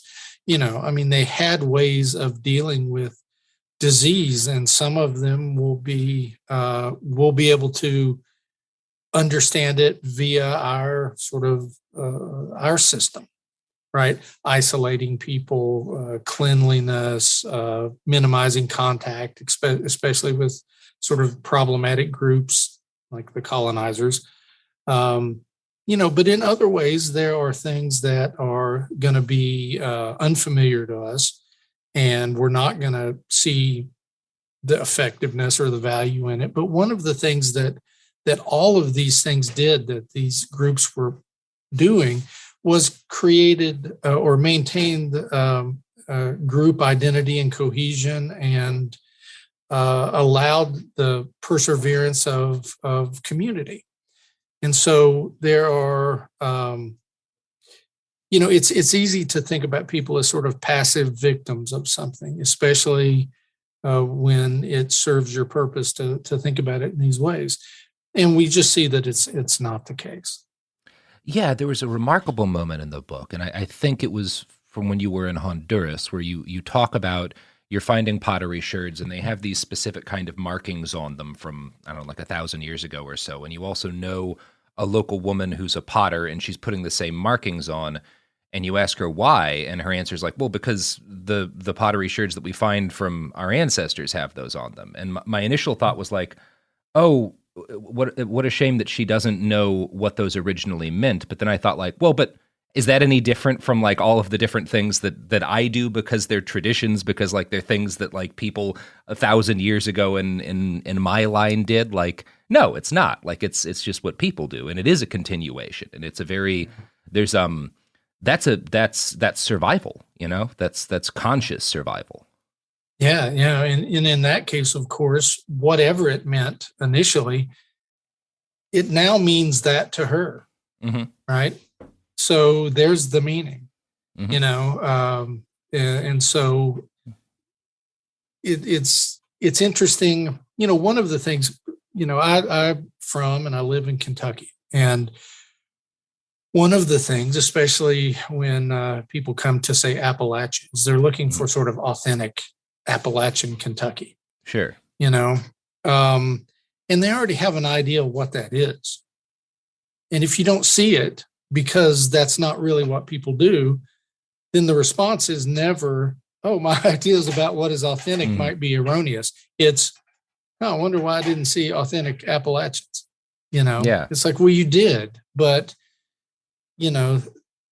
there's going to be more hip hop and punk groups than there are bluegrass groups, because these are 18, 20-year-old kids. That's they're doing this as much as this other stuff, and more probably. And so that is something that I think of often as an archaeologist. My focus is in the past, but if I'm going to understand things, of course, you also have to understand how are people thinking about it in the present, and how am I thinking about it in the present? Because, everything, all the stories I tell about the past are coming out of my experience in the present too. And it's hard to separate those. And really the best we can do is try to, reflect on that and see, how is it that I might be limiting my understanding because of my particular experience?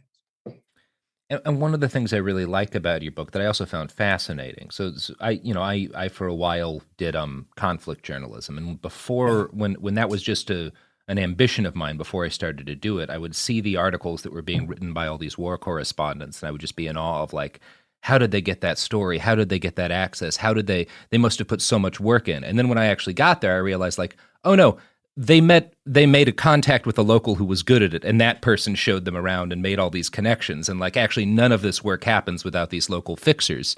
And you make the point that in archaeology, you're not generally discovering things. Like, even when you're finding shipwrecks, it's because these sailors who lived nearby were like, well, yeah, a bunch of shipwrecks over there. Like, this is where you're going to go find them, you know? It's always the way it is, you know. They're in the example you're talking about, I was part of this project in Forni in Greece, which made the news because we found so many shipwrecks there. Something ultimately like 50 shipwrecks around this island, and almost all of them were shown to us by local folks. That sponge divers or people that were fishers, or people that were out on the water all the time.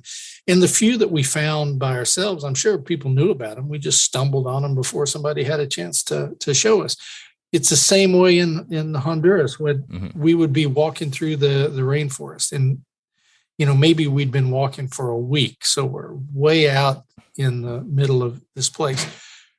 People were constantly telling me, the guys that I was with would say, okay, if we go up this creek, for about 6 hours, and we go over here, here's what we'd find. Here's what we'd find over here. Here's what we'd find over here. They knew where everything was. And that's, one of the things that you learn is, how reliant you are on people that live in a place. I mean, they just know it. Yeah, there's no, when you get right down to it, as obsessed as we are kind of in the Western canon with the idea of lost cities. Hi, this is Jo Winterstein, host of the Spirit Daughter podcast, where we talk about astrology, natal charts, and how to step into your most vibrant life. And I just sat down with a Minnie Driver. The Irish traveler said when I was 16, you're going to have a terrible time with men.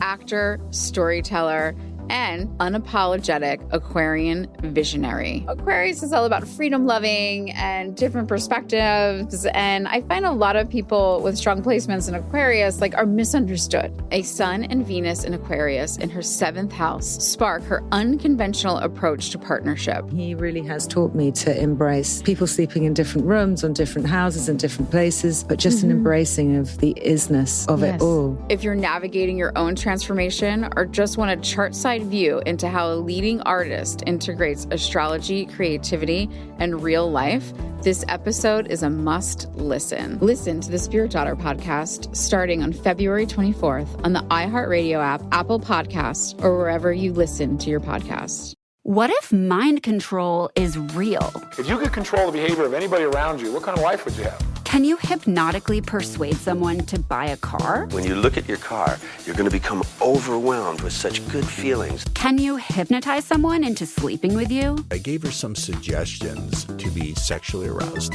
Can you get someone to join your cult?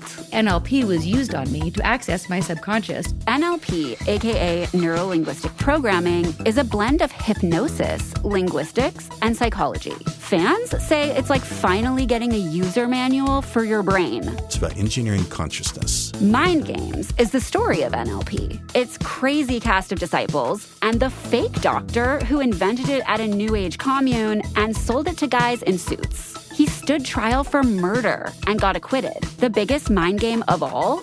NLP might actually work. This is wild. Listen to Mind Games on the iHeartRadio app, Apple Podcasts, or wherever you get your podcasts. Welcome to the A Building. I'm Hans Charles. I'm Menelik Lumumba. It's 1969. Malcolm X and Martin Luther King Jr. had both been assassinated, and Black America was at a breaking point. Rioting and protests broke out on an unprecedented scale. In Atlanta, Georgia, at Martin's alma mater, Morehouse College, the students had their own protest. It featured two prominent figures in Black history, Martin Luther King Sr. and a young student, Samuel L. Jackson. To be in what we really thought was a revolution. I mean, people were dying. 1968, the murder of Dr. King, which traumatized everyone. The FBI had a role in the murder of a Black Panther leader in Chicago. This story is about protest. It echoes in today's world far more than it should, and it will blow your mind.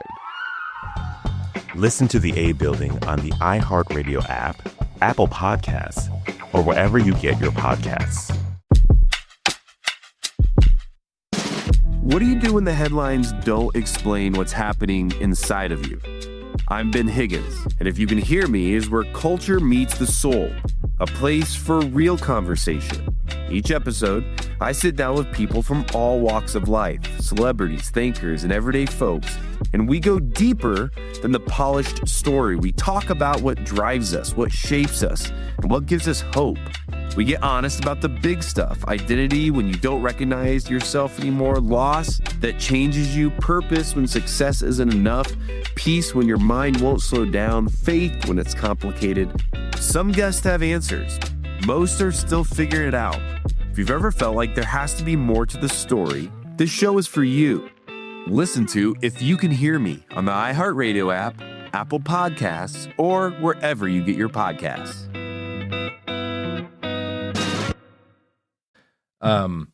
That's not really a thing that tends to happen. Yeah.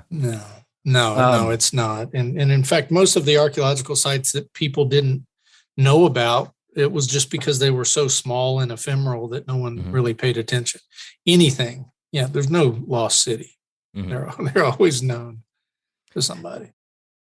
Well, Chris, I think that's most of what I wanted to get into in this conversation. I'm wondering, before we kind of close out, because you are both the author of this book, The Next Apocalypse, which is, I think, a fascinating way of looking at the idea of things falling apart, and a wilderness survival instructor. If you're going to suggest people, a practical kit bag to prepare for short and kind of long-term problems, what are you putting in your bag? Well, there's the two main things that you're always going to want is a knife, because that allows you to make a lot of other things, and a way to start fire. And we've all seen in the movies rubbing sticks together and, friction methods, and that works. Yeah. And you can do that, but it is incredibly difficult to do. It's a pain in the butt. And for most of us that don't do it all the time, you're just not going to be able to do it when it's 40 degrees and raining and you really need a fire.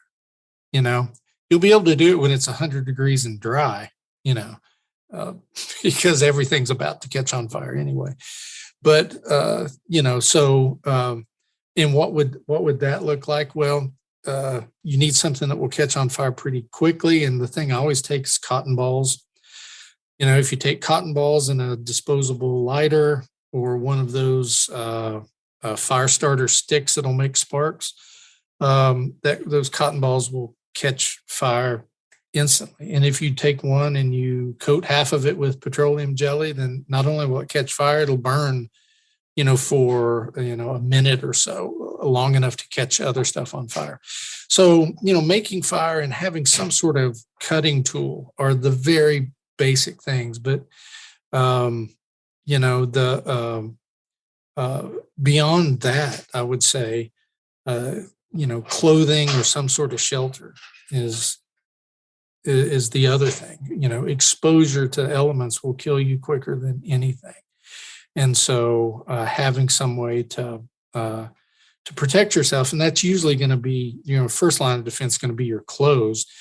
And one of the things that you'll know, anybody that deals with sort of survival situations, is that most people that really get in trouble with things like hypothermia, it's not when it's 30 degrees below and they're out doing something. It's when it's 50 degrees and sunny and they're out in a t-shirt during the day, and then at night it drops to 30 degrees and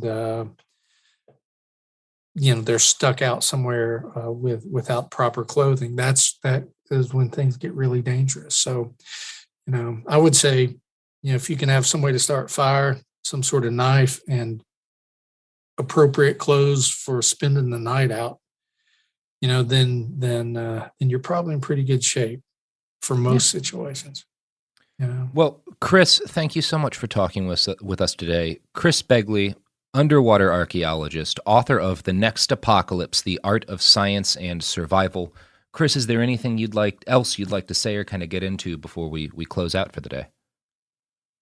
No, just thank you very much for reading the book and for reaching out to talk with me, because I think that, especially now as we go into sort of an uncertain future. I mean, the future is always uncertain, I suppose, but as we're really recognizing some of these challenges, I really am hoping that this sort of community-based idea becomes the way we think about things. It doesn't mean it's easy or that we're going to like it. It doesn't mean that that's what I want. I mean, tell you the truth, I would love it if it was just me out in the woods with my family. I can do that. It's much harder to be part of a community and make things work for a big group of people, but that's just the way it's going to be. Yeah. And that's ultimately the way in which you have a lot more real security. Because I think people, I don't know, the world seems so complex and messy that it's easy to imagine that safety comes from getting away from the world. But historically, that's just not how it works. No, the world finds you. Yeah. The best, being part of a group is always best, and your little group can never defend against the big group. I mean, if we want to put it in those terms, you can't just hoard everything, and just doesn't work. Might work for a little while, but so that for me, that's the message I'm hoping people take from that. Well, thank you very much, Chris. For those of you listening at home, again, please do check out The Next Apocalypse, The Art and Science of Survival by Chris Begley. That's going to do it for us all today. Chris, thank you again, and have a wonderful day. Yeah, you too. Thank you, Rob.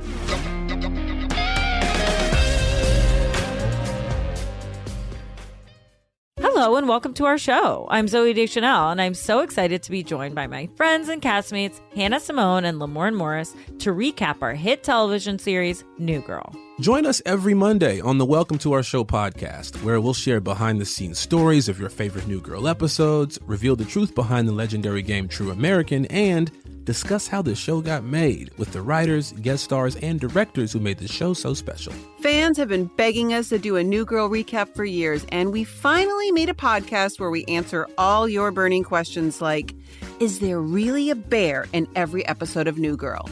Plus, each week you'll hear hilarious stories like this.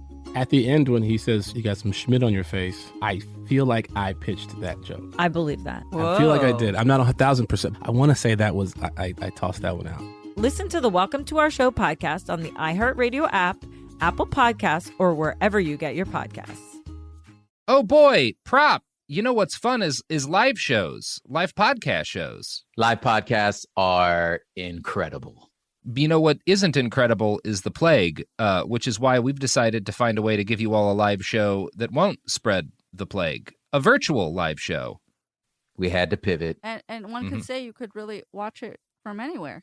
You could watch it from anywhere. You could watch it if you're on the ISS in space right now. You could watch it if you're in a trench in eastern Ukraine. You could watch it if you're driving and don't care about paying attention to the road. You could watch it. All of these are options with a virtual Totally show. Eliminated the problems of living in a three-dimensional plane. We have. It's groundbreaking. You could call it the metaverse. Anyway, it's going to be February 17th at 6 p.m. PST. Prop is going to be the guest. Sophie's going to be there too. And you can buy tickets at momenthouse.com. /BehindTheBastards. /BehindTheBastards. momenthouse.com/BehindTheBastards. Yeah, you can watch it later. That's true. You don't have to watch it live. This is so bad, you guys. We got to do this joint one more time. What are you talking about? This is great. I thought it was good. I thought everybody was going to be on board with this shit. We're all just saying the same shit over each other all at once. No, it's really bad. That's so that they notice it. It's called chemistry. It's called This Was Really Bad. Adoption of teens from foster care is a topic not enough people know about, and we're here to change that. I'm April Dinwiddie, host of the new podcast, Navigating Adoption, presented by Adopt US Kids. Each episode brings you compelling real-life adoption stories told by the families that live them with commentary from experts. Visit adoptuskids.org/podcast or subscribe to Navigating Adoption, presented by Adopt US Kids. Brought to you by the U.S. Department of Health and Human Services Administration for Children and Families and the Ad Council.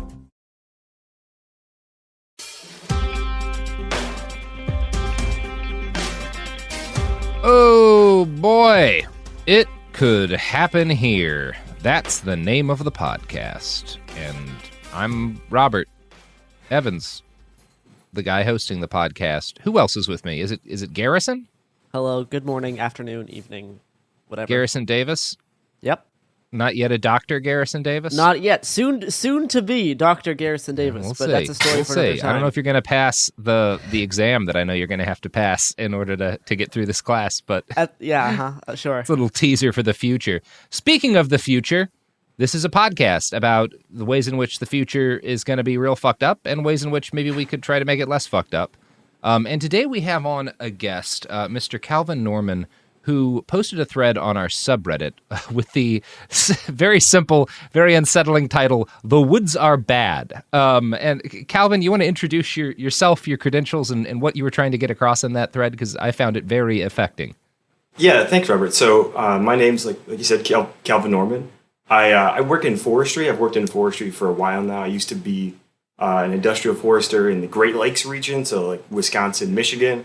Then I worked in the Southeast. I did my master's down there, and now I'm in the Mid-Atlantic. So I've kind of been around the Eastern United States. I haven't gotten out west yet, and I'm a certified forester, or candidate certified forester. I got like a year left on that, so been around. I also do wildlife stuff. It's pretty fun.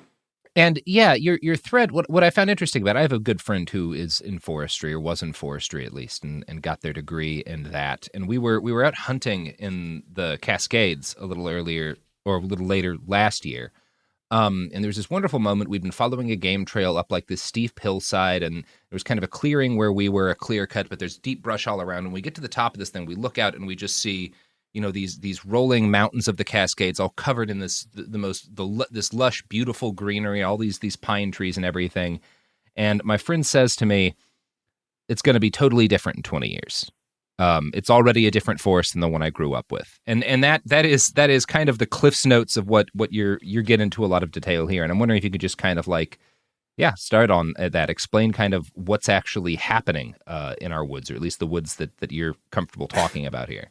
It's a big continent. Well, yeah, it is a big continent, and you have a pretty good international base. And I can't speak for the Europeans or the Canadians. There's a whole different ballgame over there, and tropical stuff is just wild. Yeah. Really cool, but wild stuff. So mainly talk about the U.S., mainly Eastern United States. So if you look at the Eastern United States, this is a forest that has never existed before in the history of the United States.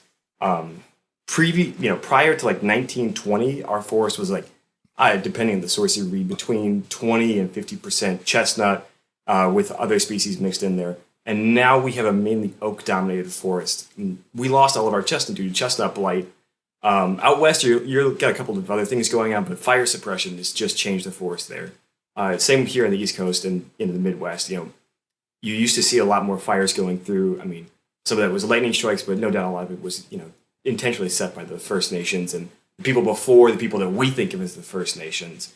And, that has mainly disappeared except for the Southeast, where fires never really stopped being on the ground, which is really cool. But even their species composition has changed dramatically.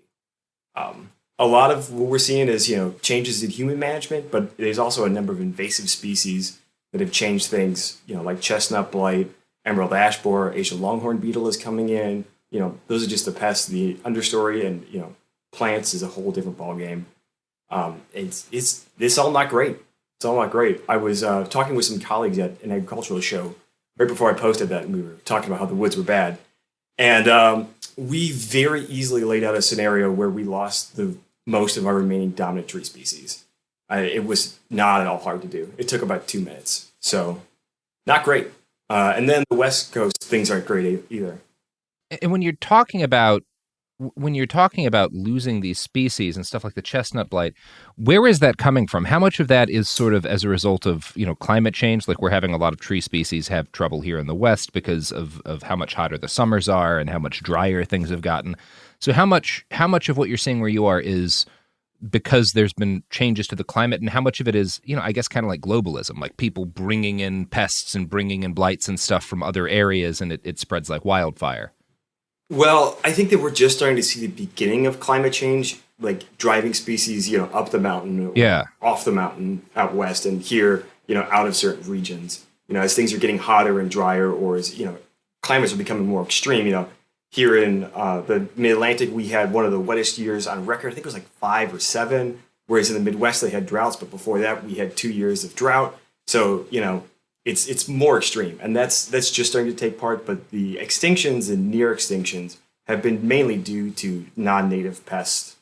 And that's just most of it right there. Just because we haven't really seen the start of climate change. Yeah, but yeah. It's impacting diseases. So like out west with the mountain pine beetle, you're seeing more generations of mountain pine beetle come through. I was just doing a presentation for some folks in South Dakota, and something like a third of their total forest was impacted by mountain pine beetle. Jeez. And what is that like when you actually talk about these beetles coming in? That's the kind of thing that even as we've gotten more comfortable talking about sort of the different kind of collapses spawned by climate change, I think that we tend to imagine more spectacular things, these giant sweeping fires that burn through huge chunks of states and these huge like environmental calamities. What is this like? What happens when one of these beetles hits a forest? One of these beetle species, obviously not like a singular beetle. Like what is actually like? How quick is the effect, and what kind of comes after that? Like I know there's sort of a shockwave. It's kind of like a bomb going off. I'm interested in kind of tracing the root of that explosion, if that makes sense. Yeah, so it depends species to species. Chestnut blight was really fast, and it just seems to have torn through the chestnut native range. So chestnut went from Florida to Maine, and out west, like Tennessee kind of area there. And it just, in like something like 15 years, the entire species gone. Emerald ash borer has taken a little bit longer. It got here in the 80s, started kind of going off in the mid-2000s, and it's killed a couple of billion trees. So when that hits a small forest, if it's a pretty, beetle that kills pretty fast, like emerald ash borer, it gets into your trees. It starts with 1 or 2, and then within 4 or 5 years, it's in most of them in a forest. And then with emerald ash borer, they're dead in 5. Hemlock woolly adelgid is pretty similar. It'll just show up one day in a stand, and then the hemlocks are dead within 5-7 years. And sometimes what's going on, because emerald ash borer is very clear signs, and other times you don't know what's going on because the tree canopy is so tall, and all of a sudden the trees are getting thinner and thinner, and then they're dead. Or you have pests like oak wilt, and that trees are dead, in 2 months, and then it spreads out like a circle. It kind of exactly when you see like a bacteria like growth medium with the bacteria spreading out, that's how oak wilt spreads. And it's just like trees are dead, 2 months, and they spread out and out and out. It's scary sometimes. Is there anything that can be? I mean, it sounds like with most of these cases, like with what's happened to kind of like the chestnuts, and it's too late for a lot of that. Is there anything that can actually be done to stop this? Like, I know we have all these structures in place to try to stop the spread of invasive species, but like once they're in there, it kind of seems like usually we're fucked. Yeah. Yep. That would be okay. fair. Yeah. Cool. Once you get past there's what's called the invasive species establishment curve. So it's an S curve. And once you get once it starts ticking up, it's like, oh, well, we're done here. So let's start thinking about the future. And as you lose more species, it's like, oh, what do we do here? Or if you're like, in the case of ash, it's like this ash is going in a swamp. I have nothing else that's going to grow here. So now I just have an open wetland. Like I can't grow any native trees here. We're done. So the biggest thing is prevention. Like don't bring invasive species in or non-native species in. I was talking to a lady a couple of weeks ago, and she has hemlock woolly adelgid on her property, and she brought in a biocontrol, or what she assumed was a biocontrol from Japan. It's a beetle, and released it. Yeah, in this case, it was one that had been tested and failed because it doesn't make it through the winter. But stuff like that, it's like just don't do that. I appreciate the thought there, but don't. With some of these species, we have like hemlock woolly adelgid, we have pesticides that work really well, and that you apply them only to the tree, and so it's like, all right, I treated this tree. This tree's good for 7 years. Some of them, like emerald ash borer, you're done. There's just nothing you can do. So, yeah, it's prevention, and then you can quarantine, but then it's like this county's done, so we're going to just try to make sure that only this county dies. Oh, jeez. You mentioned a bit earlier, like thinking about the future.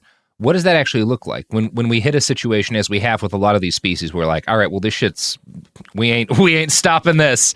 What do people like you do next? Like, what is the next kind of step for the forests, or is it just sort of a smoke 'em while you got 'em kind of thing? Sometimes it's smoke 'em while you got them. So like beach bark disease is going through just roasting beach in the East Coast, and it's going to the Midwest. And so there it's kind of like, well, if it's in there and your beets are dying, take them out. And if they're not, don't. It's 99% fatal, but there's 1% that can make it. So, maybe we find that 1%. Emerald ash borer is 99% fatal, but I've seen, in the past couple of years, I've seen 2 that made it. So, if we don't cut them all, maybe some will survive. Yeah, theoretically, we could then clone or breed or whatever the trees that live, and in a few generations have more of them. If other shit doesn't happen. Yeah, the chestnut project's been going on for the last 100 years, and it looks like it'll take another 40 more. That's a controversial opinion. Some people say it's faster than 40, but tell me about 100 that. years. Oh, the Chestnut Foundation? Really, it's a really neat thing. So there were some chestnuts that were found resistant and some planted outside the range of chestnut blight. And so the ideas were they slowly started back breeding. So they crossed in Chinese chestnut, which is resistant to the blight, which is native to China and East Asia. And so they crossed them in with the remaining chestnut with the hopes of, kind of eventually breeding out the Chinese, but just maintaining the American chestnut and just getting that gene in there. And so they started that back in the 30s and 40s when they realized what was happening. Well, today is 2022 and we are still without, American chestnut in the forest. There are some backbred versions that are more resistant, but they will still get infected. I've been to a couple of chestnut nurseries where they're doing experiments, and it's sad because they'll get up and then they'll die. They'll get up and they'll die. And it's like, oh, there's 2. Look, there are 2 over there in the corner that made it. And those get, onto the next one. But there is some work out of New York, SUNY in New York, where they altered a chestnut and they put in, they just changed the gene. So the, version that the gene that makes chestnut blight resistant is in that, and that's getting approved by the EPA, FDA, and USDA. Hopefully that gets approved. If that gets approved, we get real further along, because the resistant trees are not the same as the American chestnut. The resistant trees they're shorter and more shrubby, and they don't fulfill the overstory canopy role that chestnut used to play. That's best case scenario. Worst case scenario is you're butternut, which was driven to functional extinction at the same time, and we're just nowhere on that. Purdue's working on some stuff, but it's nowhere. They're not in the woods. Now, how much of because I tend to roll my eyes pretty hard when we're talking in particular about climate change, and people are like, well, I think that science is going to save our asses from this one. We're going to develop some miraculous carbon capture method, and at the last minute we'll be able to reverse everything and it'll be fine. I tend to roll my eyes at that. But this, and maybe I'm not, obviously I don't understand this at nearly the level you do, is this kind of a thing where if there's hope for a lot of these species and a lot of these biomes, it's going to be in stuff like we figure out how to hack these trees to keep them alive? And is that really kind of where we are? I know some very good tree geneticists and tree breeders, but I don't think that they have the capabilities of, coming up with trees that are resistant to all of the various fungi and bugs that are out there. And even if they do, it's, you have to get them out into the woods. You have to plant, we got 740 million acres of forest. You got to get them out into the woods. You have to have the nurseries to get them out. There's, even if you were able to create trees that were resistant to all of these pests, it would be impossible. So no, the only answer is don't do climate change. And to the carbon capture perspective, the only machine that's going to capture the amount of carbon we need are trees. Yep. I do forest carbon stuff, which is a whole different episode.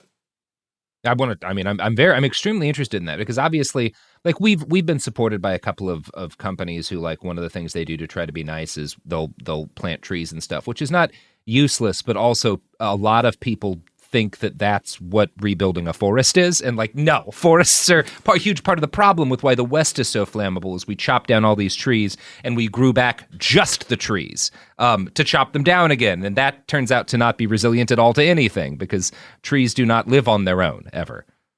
Yeah, that's why it's a forest. It's not just trees. Yeah, you're exactly right. Yeah. No, it's, planting. There's not the infrastructure to plant our way out of climate change. There's not the land. It's just impossible. And so even if there were the infrastructure and the land, we don't have the time, because trees take time to grow. They work on a different time scale than humans do. Even your shortest lived tree is 60, 80 years. Yeah, and it is one of those things where we have, this is what we taught. We kind of started this new season, which is forever with, which is that like there's nothing we can do that will stop us from continuing to face worse and worse because like consequences of climate change, because the carbon's already been emitted, right? You can't just pull it out. Warming is going, even if we were to like make very revolutionary changes tomorrow, there's still some degree to which it's going to get worse. But when it comes to like within your field, what like carbon capture using trees and stuff, can you talk to us about like what that actually looks like as opposed to sort of the we'll plant a tree for every dollar you spend kind of thing? So yeah, I actually can. I do a lot of my work about carbon, forest carbon stuff. So yeah, basically the idea is to make sure you have the best way to get carbon sequestration of the forest is to have a healthy, functioning forest. And that's, kind of where these pests and climate change are interfering with that. And so, to maintain a healthy, functioning forest on the East Coast, some of these you need to have fire, some of them not. Some of them are too wet to burn. And then, harvesting needs to take place in some of these. Some of these don't need to be harvested. Again, we're talking, millions of acres of, forest here, so we're going to be incredibly broad. And we got to keep invasives out. You need to keep forest pests to a minimum, and then make sure that you're managing the forest, as best as it can be managed. And I say managed, this is not something new. Humans have been on the East Coast since, it depends on the artifacts you want to look at and what archaeologists you want to trust, but like 25 to 20,000 years ago, and the last glaciers left the East Coast 18,000 years ago. So we had people here before the glaciers were gone. So these forests have never not had humans' hands on them and never not been touched and managed by humans.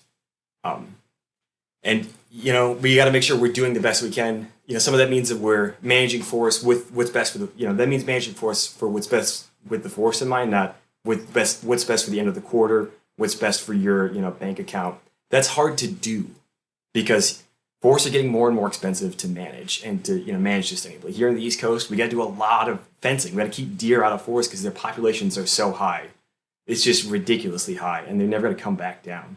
We have to spray invasive species. We have to pull invasive species. You got to go through and you got to make sure, you're preventing all this kinds of stuff. And so it could take, you can, if you do a good shelter wood, you can like make $40,000 out of it, and then you could put all of that money back into growing your next generation of forests. So forestry is really going from a profit-making venture in a lot of cases to like you're barely making money, or you're like breaking even or losing money. It's no longer, if you really want to do it great, you're not always making money, which is hard for people to get their head around.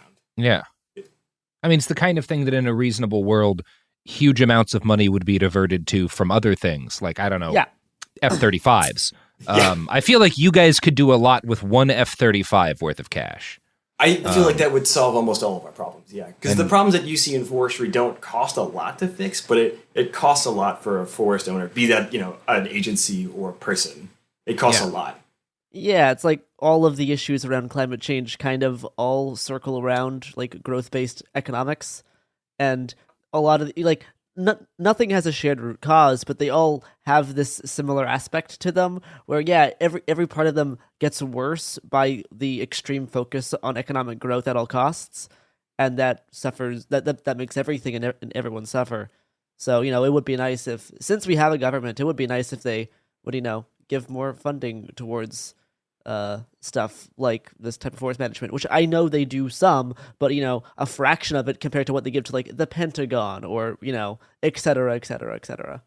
I mean, even big, forestry is technically agriculture, but even like corn and like row agriculture gets a lot more. Yeah, money. Corn has massive subsidies compared to everything else. Yeah, like the NRCS, the Natural Resources Conservation Service, they do a lot with farm agriculture, and it's very difficult for forest owners to get that kind of money into forests. If we could get that money, it would be a game changer, but we're not there. There is some change being made in the administration, but that's like 2022, 2024 stuff, and that doesn't help today. It doesn't slow down pests today. You can't unkill trees. Yeah. I guess, is there anything that you're optimistic about within your field right now? Like, if you, I think that would be handy, both in terms of like, is there any sort of, is there a light at the end of the tunnel? Because I'll admit, like, when I think about not having the forests. That's pretty much the most black-pilling thing I can imagine, like for myself. Like that's the thing that I have trouble coping with emotionally more than anything else. There's lots of horrible things about what's coming, but that's the one that like really scares me the most. Yeah, I don't think we're going to lose forests as a thing. They're just going to become, if without things being done, they're going to become less. They're going to be fewer of them, and they're going to become much less diverse and functioning. Yeah. For a lot of these, invasive species, be they plants, especially invasive plants, we know how to control them. I was just writing a thing about controlling wavy leaf basket grass. It's a new invasive species to my area. It's highly controllable, and we know how to do it. It's just, again, a question of people, getting out there and money to do it. If we have the people and the money, we could solve that problem. Oh, also, if we stop, bringing that in, that'd be even better. We, actually took, IPM, not IPM, but quarantine and pest management seriously, and people like stopped throwing, their local like plant out into the park just because like I don't want to kill it. Like let's let it be free. Don't do that. Goldfish, don't throw them in the lake. That's why you have huge goldfish coming out of Lake Florida. Don't just cut pets loose and stuff like that. If we can get a lot of that under control, we'd be in a lot better place. I don't think the forests are disappearing in the future unmanaged. I think they just become fewer, less diverse, and less functioning. Yeah. And then you lose species based on them, like birds, wildlife, all that kind of stuff.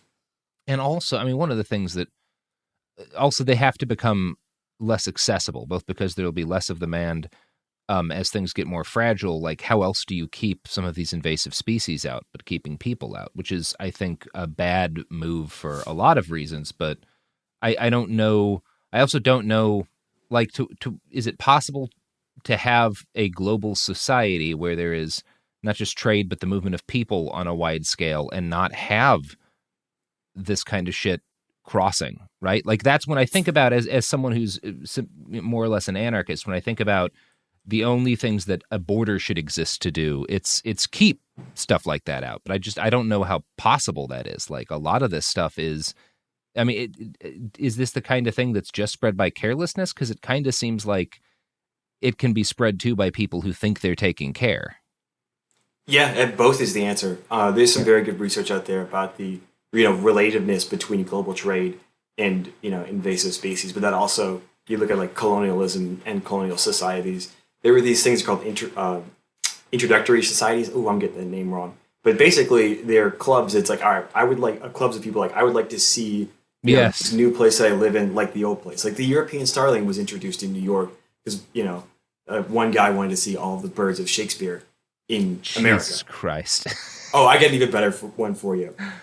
The moth formerly known as gypsy moth, that's the only time I'm going to say that word, is now found in America because of this one guy. I'll put the name in the chat for you so you can say it, because I know how much you love saying French names. Oh, ha ha! Yeah. This guy's one of the most French names Leopold Trivelo. Here comes a wave of comments about our anti-French racism. Oh no! This guy deserves it. Yeah. Oh, I know. It doesn't matter. We still get the. Okay, well, which nobody does about my Italian accent. No, bafflingly. It is. It's just the French. It's just the French. Once again, the Italians deserve it as well. Yeah. No, please tell us about Etienne.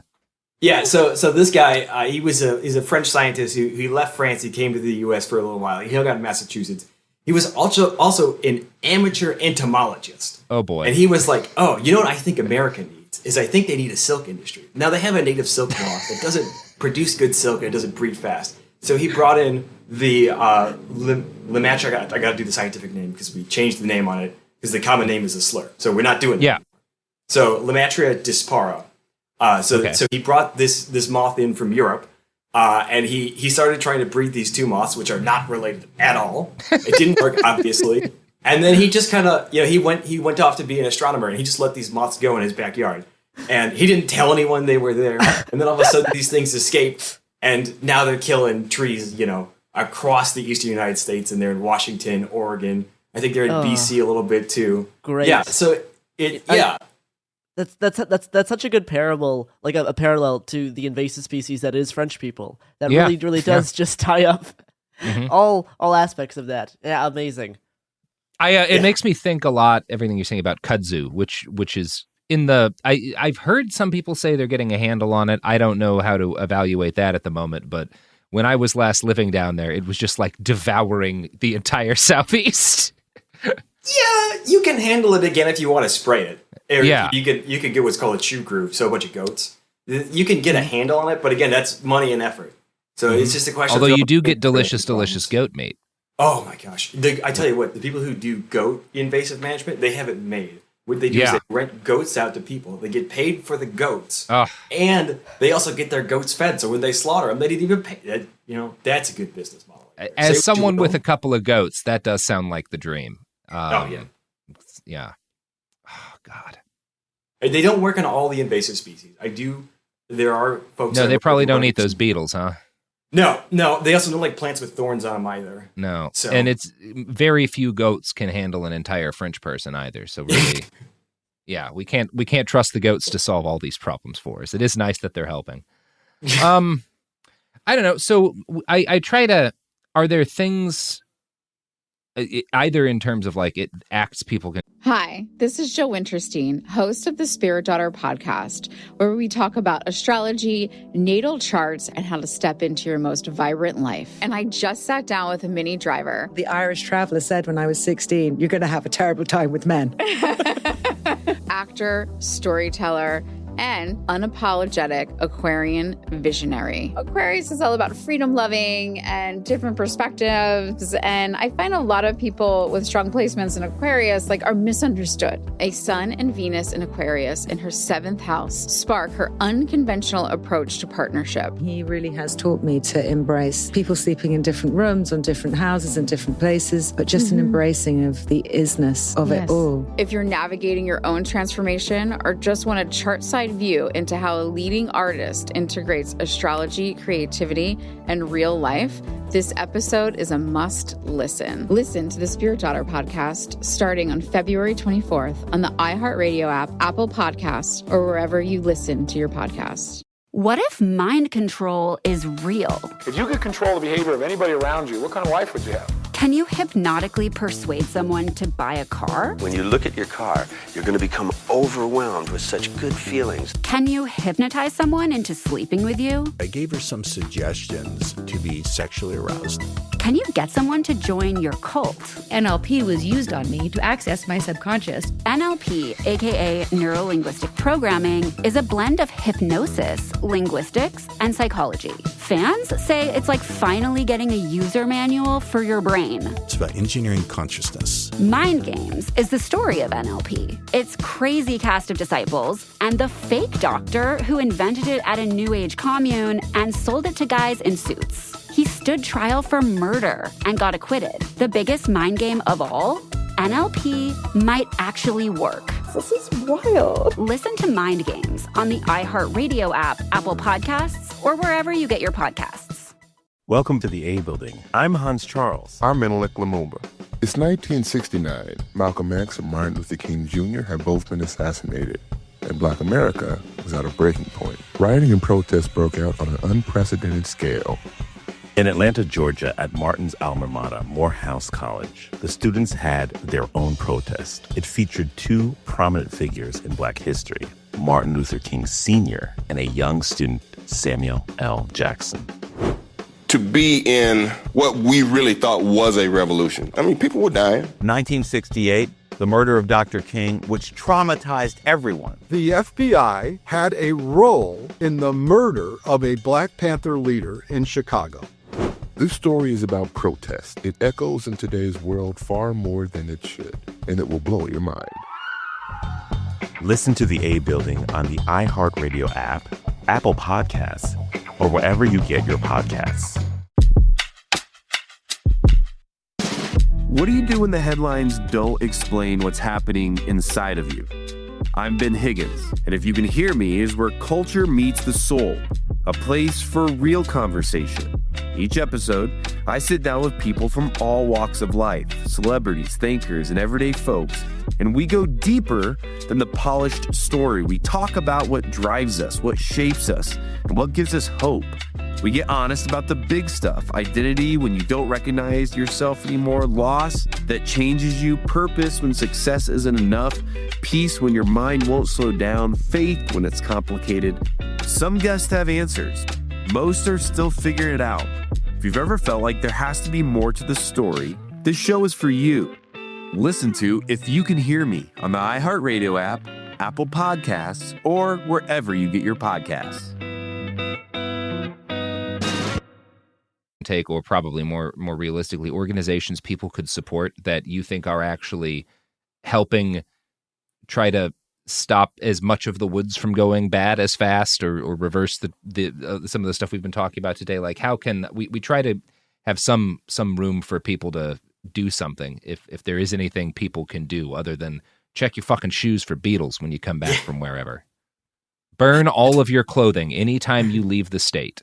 Okay? That's a good start. That's a really good start. Not even the state, sometimes it's the county. Mm-hmm. Go one county. Stop when you go on a road trip, you stop your car at the county line and you roll it off of a cliff. Fill it with tannerite and just let it burn. But don't push that into the woods. We've seen that, how that Not works into out. the That's woods. real No. bad. No, into the ocean where everything's fine. Yeah. That's what they say about the ocean. Hey, Going great. I tell people I work between the farm field and the stream. I don't do stream or water stuff because there's chemistry in there, so I don't know what happens over there. Mm-hmm. That's fine. I assume everything is great there. It does seem to be going fine. I think the best thing that you could do as an individual is don't cut random stuff loose. Learn the plants of your area. Yeah. Like, learn what's around you and what should be there. And like, when you see something that shouldn't be there and you know it's an invasive, remove it where legally possible. Obviously, don't go into like someone's like arboretum and like start pulling plants out. No, that'd be real bad. Burn down small farms wherever you find them. Yeah. Oh man, the egg people would not be happy about that. Mm-mm. But yeah, I mean, I'm not gonna say anything. So I think learn plants, trees is neat. And then if you if you're thinking about like how can you help manage forests? If lots of people either own forests or know people who own forests, and encourage them to get a forest management plan or a land management plan and get that. And then also, if you got a lawn, rip your lawn out again where possible and use native plants. I do some some lawn change stuff, and it's just frustrating the amount of lawns out there. It's like one of these reasons we're losing so many birds, and we have fewer birds and bird species because like they can't eat grass. Mm-hmm. These things eat fruits and insects and seeds, which you don't get in grass. So, if you don't own a forest, that's fine. And I'm a huge advocate of that. I try to be on the show. And people, again, we always get this thing where there are people who will critique when we talk about some of these small scale solutions. It's like, oh, turning your lawn into a permaculture garden with local species isn't going to like produce enough food to feed your family. It's like, no, it's not about that. If you could get a couple of thousand people to do it and they convince another couple and like so on and so on and so on, then suddenly if you're increasing significantly the amount of carbon sequestered by that lawn and you're also making a better habitat for birds and whatnot, that scales. That is a thing that scales. If we got a significant number of people with lawns to replace them with something like we were talking about, fucking kill that grass that almost certainly isn't fucking native to your area, plant stuff that is, and try to reintegrate at least your lawn back into the local ecology. If you got 1 million Americans to do a version of that, that's not an insignificant thing. Yeah. And it is something that you can do. In a lot of states, there's programs to support it. In my state, there's a program specifically for like changing lawns over. Mm-hmm. And that program is backed up. They are out of money until 2024. They spent it all already. Oh. There's definitely interest there. Again, give them an F-35. Let them sell it to whoever. Anyone gets it if they want it. It just goes up on Craigslist. All right. Yeah, put it on Craigslist. Cash. Yeah, give it to the highest bidder. Yeah. The other thing you can do is go outside, like support your local land management agency. Most of these, like Forest Service and Park Service, they depend on money spent by users. So go spend money at the forest. The other thing people can do, wash you don't your have fucking to boots first, though. Oh yeah, definitely that. And don't bring shit in. Yeah. Don't bring your like weird thing in. like your weird plant because you don't want to kill it. Your entirely seed-based diet. Yeah. If you hunt, great. That supports conservation. If you don't want to hunt, you can still buy duck stamps and these other things that support wildlife management. In the U.S., wildlife is funded by the users. So there's people who buy guns and ammo, and who buy archery equipment, and who buy hunting licenses. So if you want to support wildlife, the best thing you can do is buy a hunting license, even if you don't hunt. It's kind of counterintuitive, but it's the core of the North American model of wildlife management. Yeah, that's a really good point. And it is it's also one of those areas when we talk about ways in which theoretically there's room to build inroads between left and right in this country. Conservation and hunting should be one, right? And there are hunters on the right who are actually talking a pretty good, like, reasonably about conservation. Like, it is an area of shared interest. Everybody likes wild places, so to speak, quote unquote wild. We just talked about how none of them are actually wild. They've all existed with human beings for forever. But like, we like the outdoors. Yes, the outdoors. Yeah. Well, and what people ask me, like, so I hunt. I have my crossbows right over there. Mm-hmm. Sweet crossbow. Get a crossbow. Yeah, get hold on 1 second. Yeah, you don't have to get a gun. I have been wanting to get crossbow pilled for a while now. Oh yeah, I wouldn't mind getting crossbow pilled myself. Yeah, get a shoulder holster for a crossbow. There we go. Oh yeah, that's great. Oh, that's dope. Get a crossbow. Yeah. No, this is not a super expensive one, but it's pretty much a rifle. Yeah, I mean, ballistically, at the ranges you use them, there's not any meaningful difference, really. Yeah, and if you're a person who doesn't like guns and doesn't trust yourself around them, they're very safe.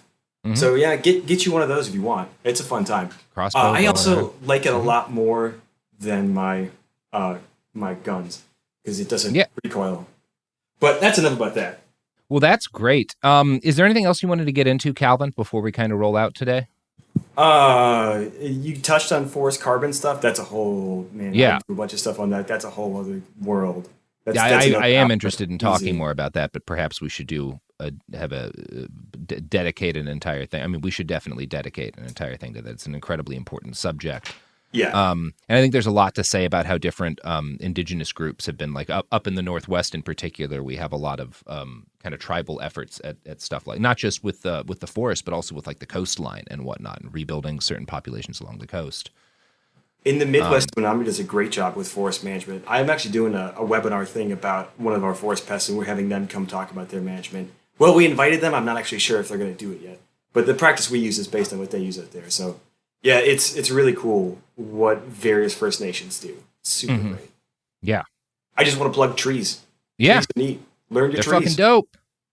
My favorite type of tree, probably the redwood. Used to live in Arcata, go running in them every day. I know that's kind of a cliche answer. What's your favorite tree? This is one behind me here. No one can see my background. It's white oak. You can't make bourbon without white oak. So yeah, white that oak. is an important tree. Forest products are like one of the only things that supports forest management. So and it supports forest. So you don't be afraid to use sustainably managed wood and wood products. Mm-hmm. Find a it's good bourbon system, company. But it's capitalism. And drink a shitload of bourbon. Always a good call, really. All right. Well, Calvin Norman, any last pluggable to plug? Plants. If you want to learn plants, that's great. You want to learn about what's going on in your native, your areas around you. There's lots of groups that do that. Your local extension service helps you out with all that. Most of their stuff's free, so plug that. Yeah, go outside and plug that. I don't do Twitter. Good. Yeah. All right. Well, go outside, hug a tree. Calvin Norman, thank you again so much for coming on. If you want to see Calvin's original thread, just type in "The Woods Are Bad" and It Could Happen Here Reddit, or just go to the It Could Happen Here Reddit and scroll down a bit. You'll find it. That's going to do it for us today. Until tomorrow, go out into the woods. Go out into the woods. But wash your fucking boots first.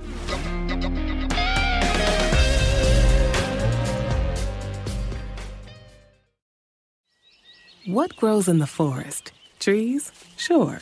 Know what else grows in the forest? Our imagination, our sense of wonder.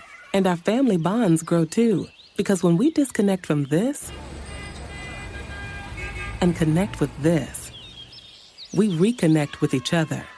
The forest is closer than you think. Find a forest near you and start exploring at discovertheforest.org. Brought to you by the United States Forest Service and the Ad Council.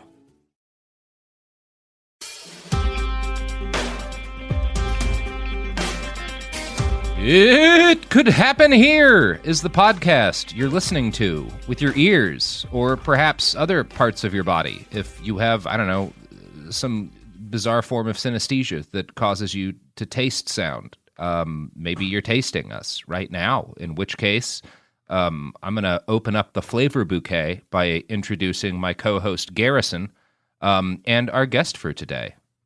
Why don't you take over now, Garrison? I've done my job. Great. That sounds lovely. Yeah, hey, Garrison here. It Could Happen Here is the podcast. We have a special guest today, journalist and researcher W.F. Thomas. Hello.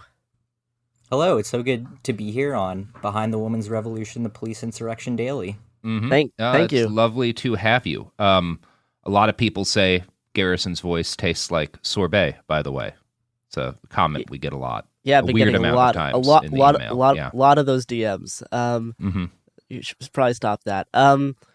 So we're going to be talking about something I've wanted to actually bring up myself for a while now, but I just have not put the work in. And now, luckily, someone else did the actual work, so we could just talk about it. We're talking about something called Disclosed TV, which is a broad range of things. It's not just one thing.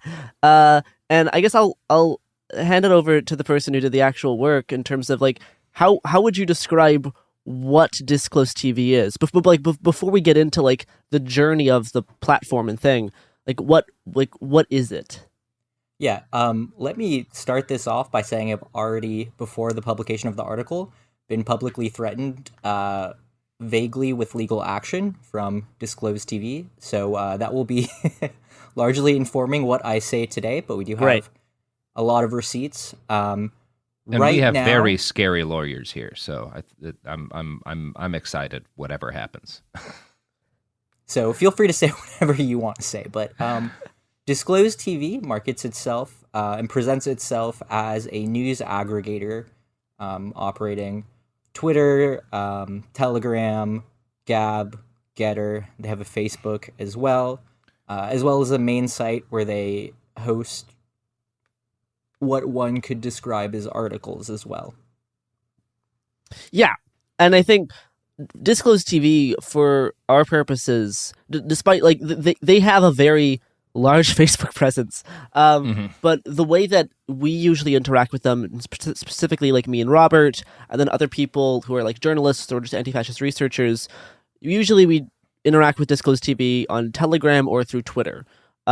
Twitter through like it's how they like break a lot of current events in like where like, you know, a lot of like political figures talk about them is Twitter. And then Telegram is where they really disseminate these out into more obscure groups, and maybe they change their wording because they know the audience is a little bit different. And they've been a vector of information for a while, really with the 2020 protests. They kind of picked up a lot of all over Twitter, yeah. They were everywhere in terms of like saying specific things, not doing sourcing, and just having like basically they are a place where they kind of create what they try to create what the news is because of how isolated they are from the sources that they actually pull info from, and they're very interested in kind of crafting their own version of events, which appeals to people across the spectrum. Like they don't just market towards the far right wing. Sometimes they frame things to kind of attract a variety of people on like under the extremist banner, let's say. So, you know, you don't just see them in far right circles. You see Disclosed pop up in a lot of places because of the way they frame news and breaking events. But they didn't always start out like this. This isn't what they always were. They weren't always this kind of content aggregator that creates their version of news. And Thomas did more research into what they were before, which I actually had not done that research yet. So yeah, let's talk about that a little bit. Yeah, so I'm going to start off with talking about how I first heard about Disclose. So I was living in Germany when the pandemic hit, and got COVID first wave in Germany in the middle of March. Luckily, I was totally asymptomatic, but I was kind of stranded in Germany for a couple weeks, and had to isolate in a vacation rental. And the Bavarian man who owned it just kept coming and talking to me, and I would tell him, hey, it's probably not the best idea for you to be coming by and chatting with me all the time. And he got into talking, and we're talking in German. We got into talking about the pandemic, what he thought about it, and he started talking about how he thought, oh, the government's making this seem way worse than it is. The deep state, if you know anything about that, and he said deep state in English. And I was familiar with German far-right currents at that time, but I had never encountered a pilled German dude, and that's when I realized this is going to be a fucking problem. Yeah. Yeah, and it, lo and behold, it has continued to be a problem. So as I got back to the U.S., and the other thing, when I was in Germany, is the first time I encountered Telegram, when a German I knew said, hey, I just don't trust WhatsApp because it's owned by Facebook. Why don't you download Telegram? In 2019, I think. And it was pretty innocuous to me at the time. I didn't realize this would become a problem. Yeah. Yeah. Fast forward, I was working on my master's project, which I can talk about more later on because it's kind of besides the point. If y'all want to hear about it, but looking at Telegram as the cultic milieu, using Colin Campbell's framework of the cultic milieu, to understand specifically how QAnon spread in Germany, and how QAnon interacted with these native underlying conspiracy narratives within Germany, because Telegram is already massively popular in Germany. Yeah. After J6, I think of the ban wave came down and there was much more migration to the platform. So, I did the social network analysis looking at the German conspiracy scene on Telegram. And one of the biggest nodes that came up, and I was looking at number of times shared into other groups or channels, was Disclosed TV. And that's the first time I came into it. I looked through it and realized, okay, there is an editorial stance within this, and that editorial stance largely attracts conspiracists and far-right extremists to this coverage and to, this is widely shared among conspiracists and far-right extremists. Yeah. Fast forward, I'm on Twitter, as many of us are, unfortunately, and I saw Disclosed TV just popping up everywhere, even from people who I would think should know better. Yeah, absolutely. Who are, big extremism researchers and journalists, shared it. I remember there one specific one that really came across my feed. Disclosed had taken a video from the Blaze, Glenn Beck's whatever Media the fuck Empire Glenn Beck or whatever is doing. Yeah. About the firefighters who were quitting over vaccine mandate or something and had all of their boots or whatever. And I saw lots of people sharing that as well. And eventually I got tired of saying, hey, this shit is suspect, don't share it. And decided to write an article about it so I could just send my article to people. And it's really interesting what I found. Disclosed TV started off in the mid-2000s as just this forum for UFOs, paranormal stuff, cryptids, Bigfoot sightings, and existed in largely the same format until 2021. There were some shifts in the way the site presented itself. It started off as a member login where members could write articles that were largely long form forum posts and then have people comment on them and reply. And at one point, Disclosed made the jump to functioning as a news aggregator while including an editorial spin on that. Yes. And including some of their own articles. Do you want me to get more into that now? Mm-hmm. Yeah, because the shift was it wasn't immediate as well, right? They were starting to kind of present themselves in more of a news gathering way, around the late 2010s. Of course, during 2020, this became a big thing in terms of their social media presence. They were trying to present themselves as a news aggregator, right? But they still operated the forum on their site throughout most of that time, and it's only until recently where they shut that forum down, which was full of all kinds of conspiratorial nonsense that's very easy to see past for most people. Secret Arctic shit, which is a red flag. It's always that's usually a red flag. Even getting to get stuff like watch this SJW get wrecked, which is not a quotation, but just that kind of vibe. That style of content, yeah. Going from the forum operating then with their social media accounts to the shift to this more of like presenting as a news website. Talk about that and the potential effects that we see this having on both like the social media sites and just the overall trend of news aggregation in general, I guess. Yeah, so the first big shift that I found was the creation of their Telegram channel, which was in January of 2021, actually. So this is relatively more recent than shift that happened. And they operated their Telegram as as more in this traditional news aggregator sense, and so that's how they really blew up on Telegram. At some point, they deleted all of their old tweets and started operating their Twitter in a similar manner. It was after they created this Telegram channel. In September, so actually overnight on September 20th of 2021, they completely rebranded the site. They took out all the user forums. They included backdated articles to a year prior. And looking through archives of that, there was a note saying something along the lines of, we have found so much growth on our social media, our growing Telegram channel, our growing Twitter account, and something to the effect of, we are changing our strategy and going about this a different way. And you can, if you were into the forum, you can join our Discord, which is now defunct, and I'll get into that later. And yeah, it was really interesting too, because looking at these backdated articles, they included very obviously plagiarized content. They had, I believe, it's all in the article, but they had 4 journalists, names attached with the article using AI generated images for their pictures. Yeah. And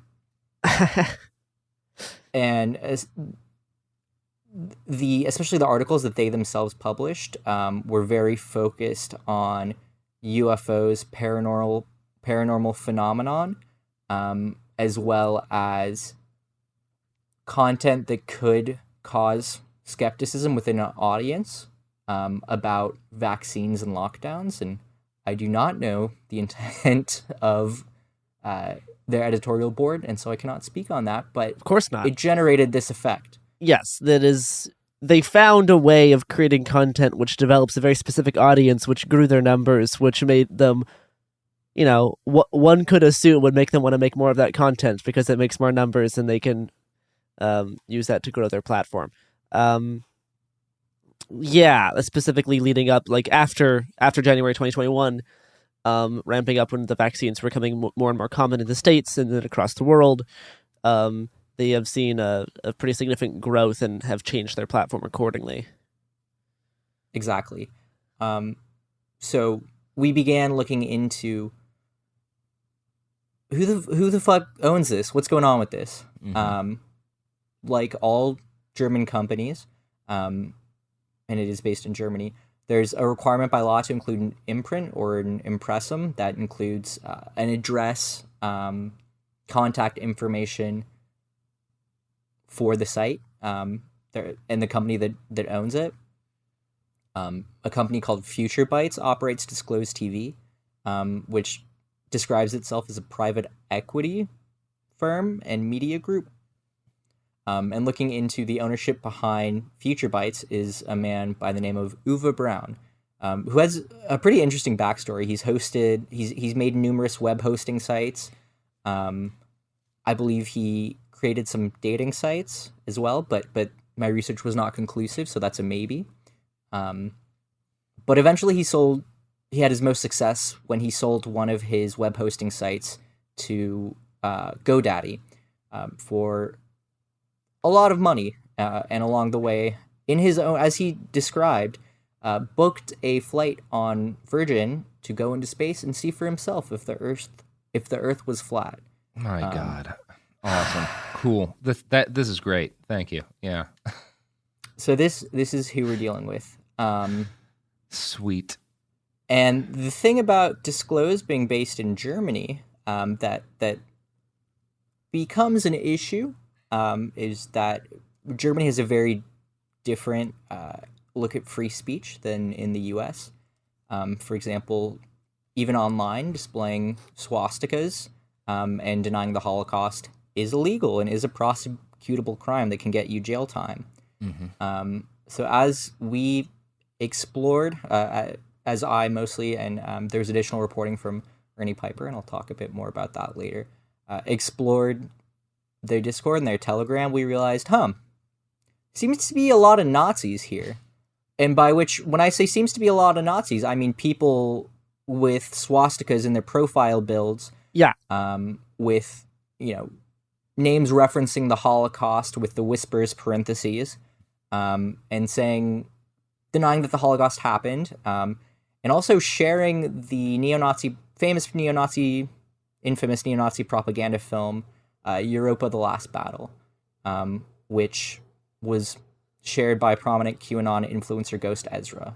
Well. I know. Oh man, this came up a few days ago. One of the channels that me and someone else have been watching forwarded me it being that film being shared at the it was at the Free Oregon Telegram channel was sharing links to that, and I wonder, I would like to track back where that link came from. Not great seeing that film circulate more and more, especially among the Free Oregon Telegram channels, like anti-mask, anti-vax, anti-lockdown channel, and seeing the proliferation of that type of content. Yeah. So, in preparing for this article, with the help of the Logically editorial team, I'm a freelancer. Their current head of content, Ernie Piper, sent an email basically asking, "Hey, what's going on? Y'all seem to have a Nazi problem. That's kind of borderline illegal in Germany." To which, for a while, for about 24 hours, Disclose just went totally quiet and didn't post. And then came out with a post specifically targeting Ernie by name and with a picture of him and linking to some of his old reporting work as well, saying, yes, Uwe Braun owns this. He got his money from GoDaddy. We value free speech and we condemn hatred, whatnot, and saying, oh, our Telegram, there's a Telegram group, but we have these rules in it, and okay, yeah, we had to shut down the Discord. That got a little bit out of hand. We admit that. They had people denying the Holocaust with swastika icons in their Discord that they didn't seem to care too much about until someone pointed it out.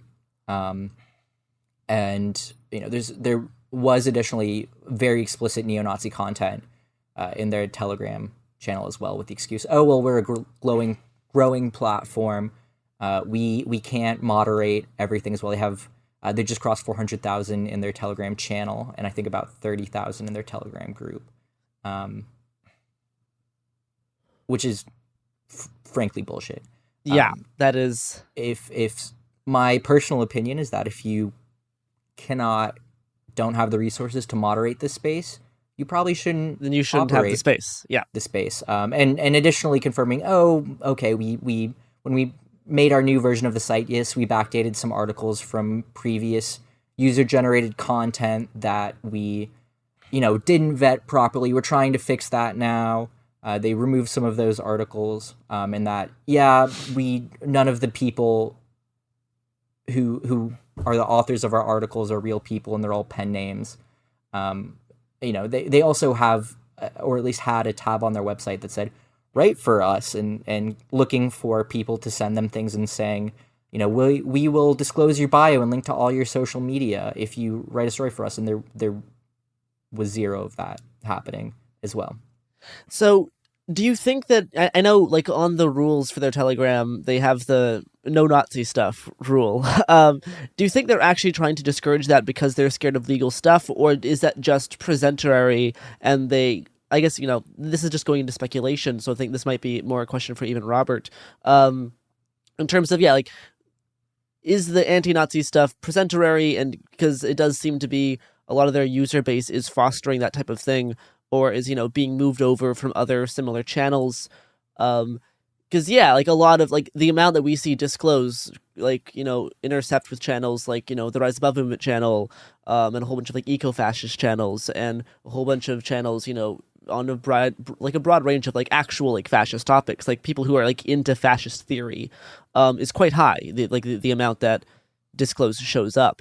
And I don't know, like, you could look at all their stuff saying, on their rule page saying no Nazi bullshit. But then if you spend any amount of time looking at where their posts are forwarded, it's almost primarily people who self-describe themselves as fascists. So, I mean, it's hard. Or Donald J. Trump Jr., who likes to yes. Yeah. It expands out into a lot of, just like, American journalists who study extremism can also share disclose stuff on Twitter, right?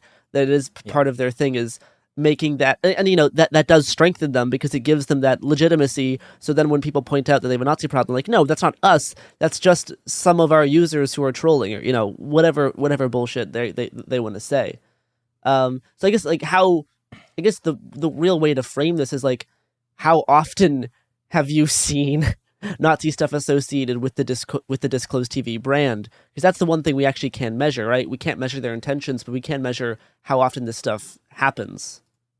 Yeah, I mean, that's always like the best way to measure that kind of thing, rather than just sort of like making the allegation listing, like, we find it in this many channels, we see it shared in these areas, it's being discussed by these people, and like like that's I think always kind of how you actually build these sort of networks, is by looking at what is actually spreading where. Like it is thankfully something that you can measure pretty objectively.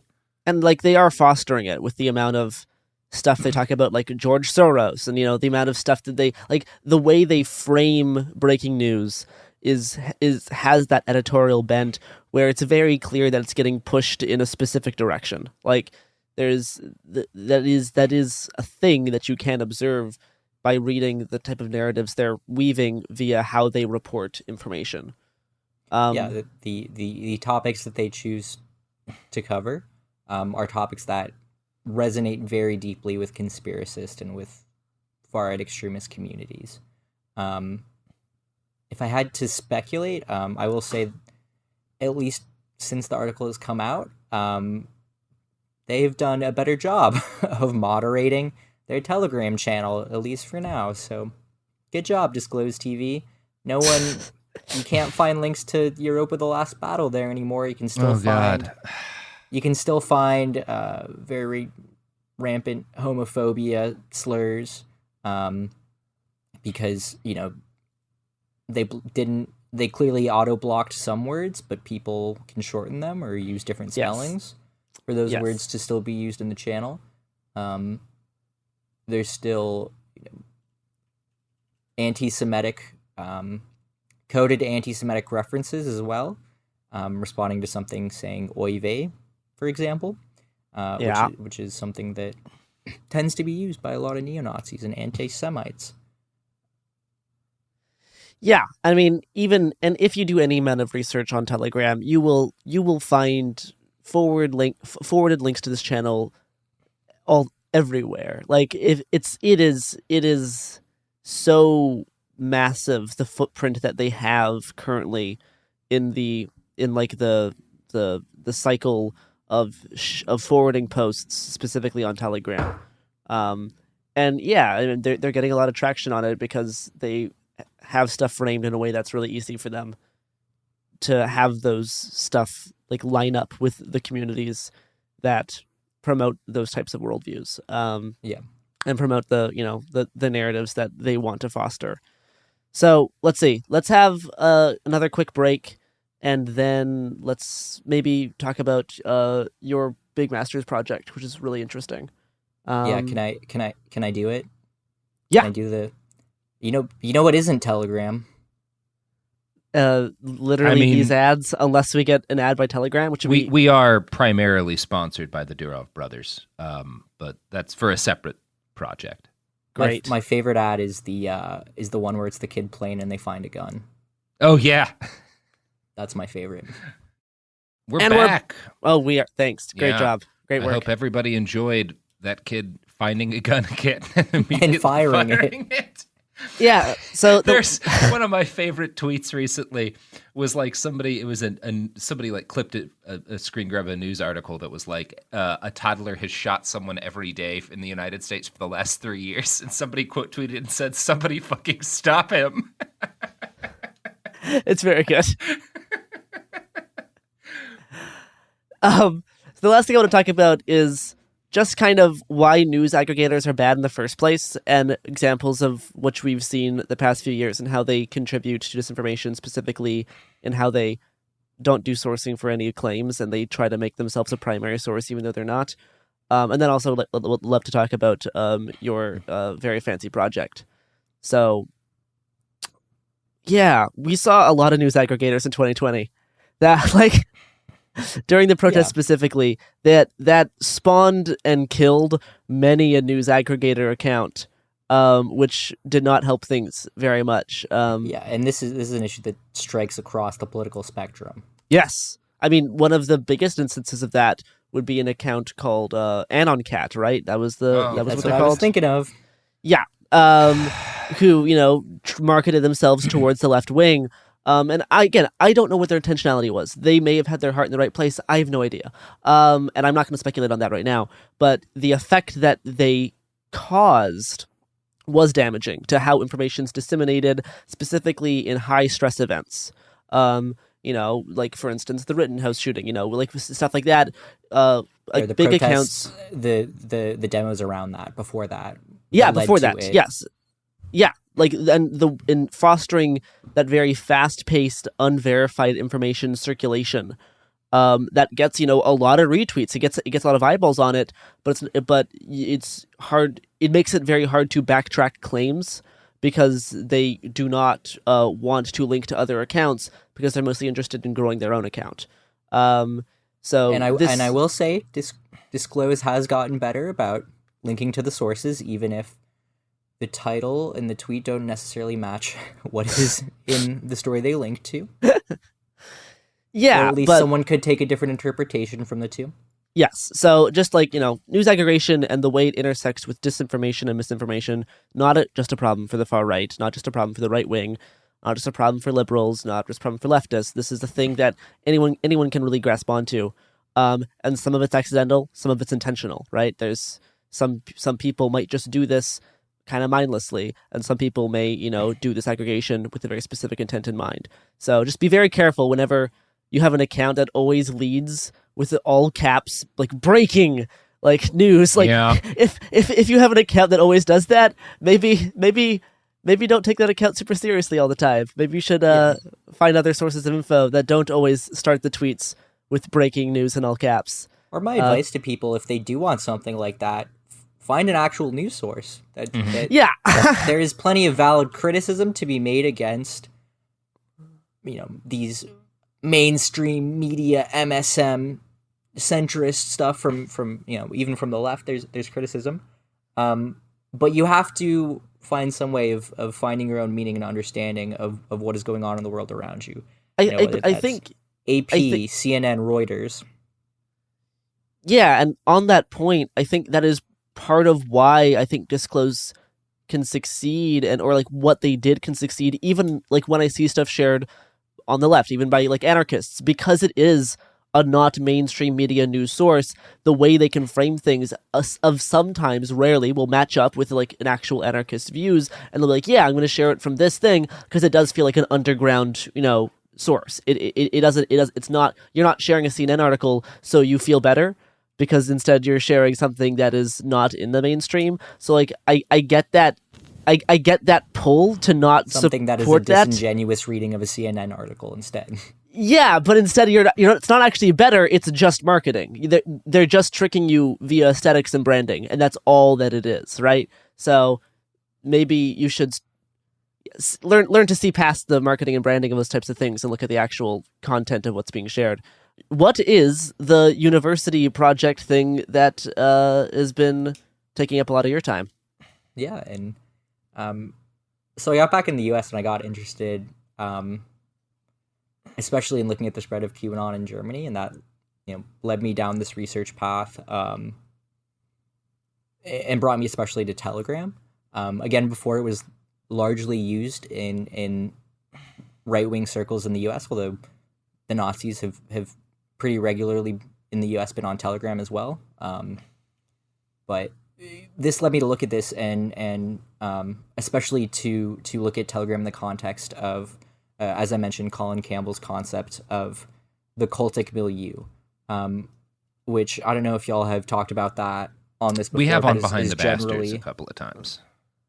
Okay, but yeah, to give a quick summary is the concept that there is this space, and when Colin Campbell wrote that, it was in, I believe, the 70s, so it was a physical space where people go to find these rejected narratives, reject the idea of rejected knowledge, and they go to seek this kind of knowledge and these things. So he's talking about things like UFO conferences or meetups, or alternative bookstores. Or perhaps maybe signing up at an institute to get a degree in metaphysics. Yeah, as... What a weirdly specific example, Garrison. Sorry, I just random thought. Anyway. How's that going, by the way, Garrison? It's going good. Good. Yeah, and what you find is people can very easily move between ideologies. And as they move between ideologies, concepts, specific schools, they cross-pollinate these schools. And this is how you get these kind of highly syncretic movements like QAnon, like the modern conspiracy movement, which is incredibly syncretic, and some of the other really bad ones that are out there as well, that combine these different views.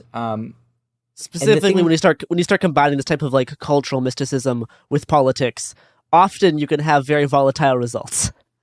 Yes, exactly. Can you think of any examples? I mean, in some ways, the modern eco-fascist movement is built on a lot of this type of stuff. So that would be the easiest. That would be the easiest one. I think the syncretism of, because I think a lot of people have been surprised to see, like, kind of like natural medicine and whatnot, subcultures and like alien subcultures kind of colliding with QAnon and these like more like far right neo-Nazi type groups, and the fact that there are all of these things that were associated for years kind of more with the left have been increasingly pulled into this sort of weather system of conspiratorial thinking has been surprising to a lot of people who don't understand this stuff. But it makes total sense if you have been paying attention to the scholarship on what is actually like how cults sort of form. Like it's like a weather pattern that's been building for quite a while. There's a gravity to it that sucks everything in together, and it all kind of, it's, as you said, syncretic. It's interesting because not to get into horseshoe theory, but this is even how you get some of that crossover, right? Yes. That was what I was just going to mention, is that even a lot of like the left-wing authors or, post-left-wing authors who got into this like cultural mysticism, you see their texts now getting shared by like open fascists, even though these authors were anti-fascist. They are able to still pick and choose what parts they're writing to appropriate, because some of it can kind of synchronize, and this despite them coming at it from opposite ends. A very long time. Like we talked about in our Gabriel D'Annunzio episodes, Fume, which was this kind of like where a large chunk of like the fascist intellectual movement got started in the post-World War I period, but also there were like a ton of anarchists and a lot of like left-wing like thought leaders and whatnot were kind of all, it was again kind of, there was this kind of like gravity center that pulled everything in, and it all started churning together.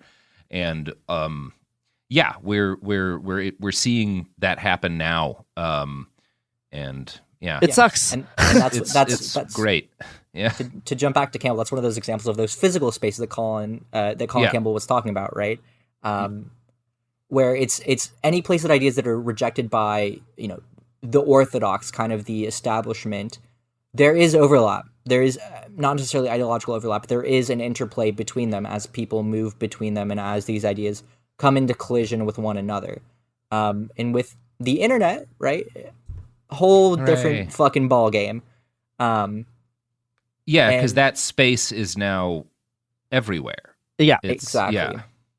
And Telegram specifically has these specific affordances that make it ideal for having this soup of bullshit on it as well. It's additionally one of, and this may be changing, there's a lot of discussion going on about this, especially within the German government, who could actually, they already have a law that they could use to say, hey, you can't have you can't have this Nazi shit in Telegram.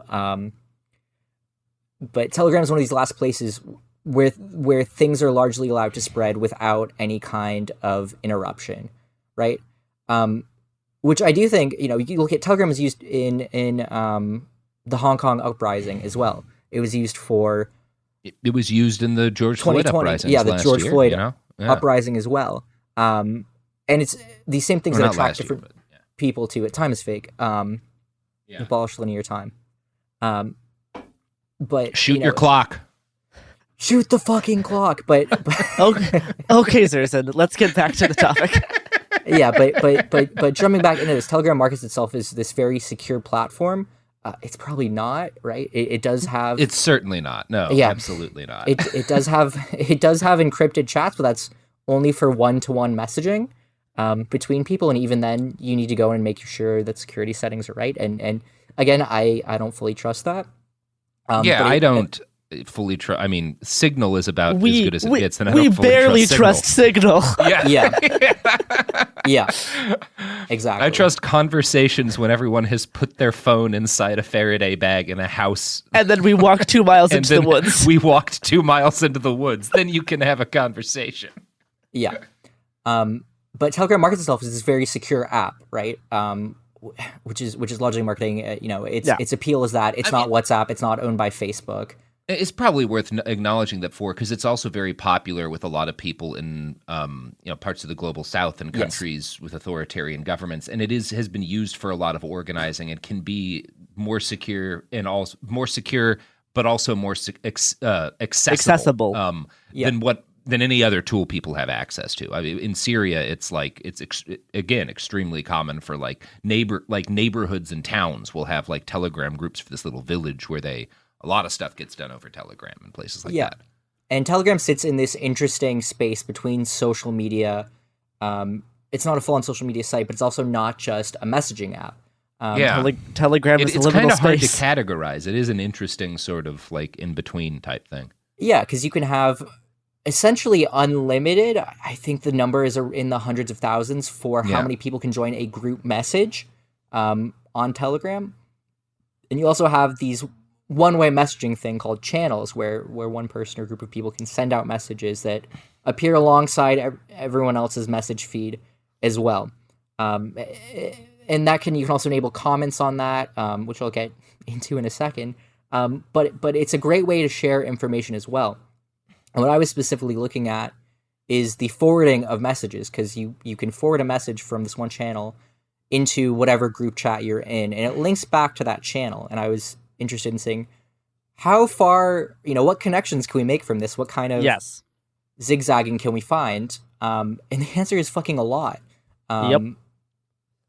Where someone may use Telegram for example, a neighborhood group message, right? And then someone forwards a message for this channel or for this other group message where they talk about, here's kind of health practices to use. And then you get into the pseudoscience of things crossing into further messages from what's forward groups and channels from what's forwarded into that group and channel, and so on until you get to the neo-Nazis eventually.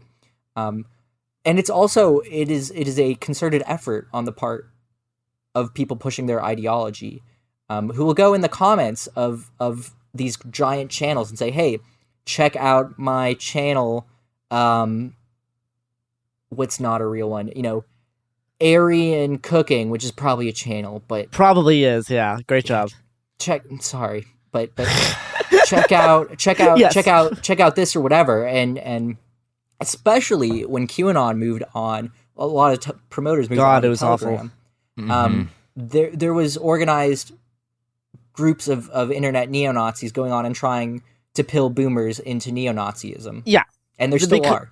Because of the mesh-like network of Telegram, they try to make those meshes connect via dissemination, right? You can, people who are dedicated to these more esoteric groups can join more regular, like, MAGA groups or QAnon groups and start slowly bringing links to them, start doing links and forwarding to the more extreme channels.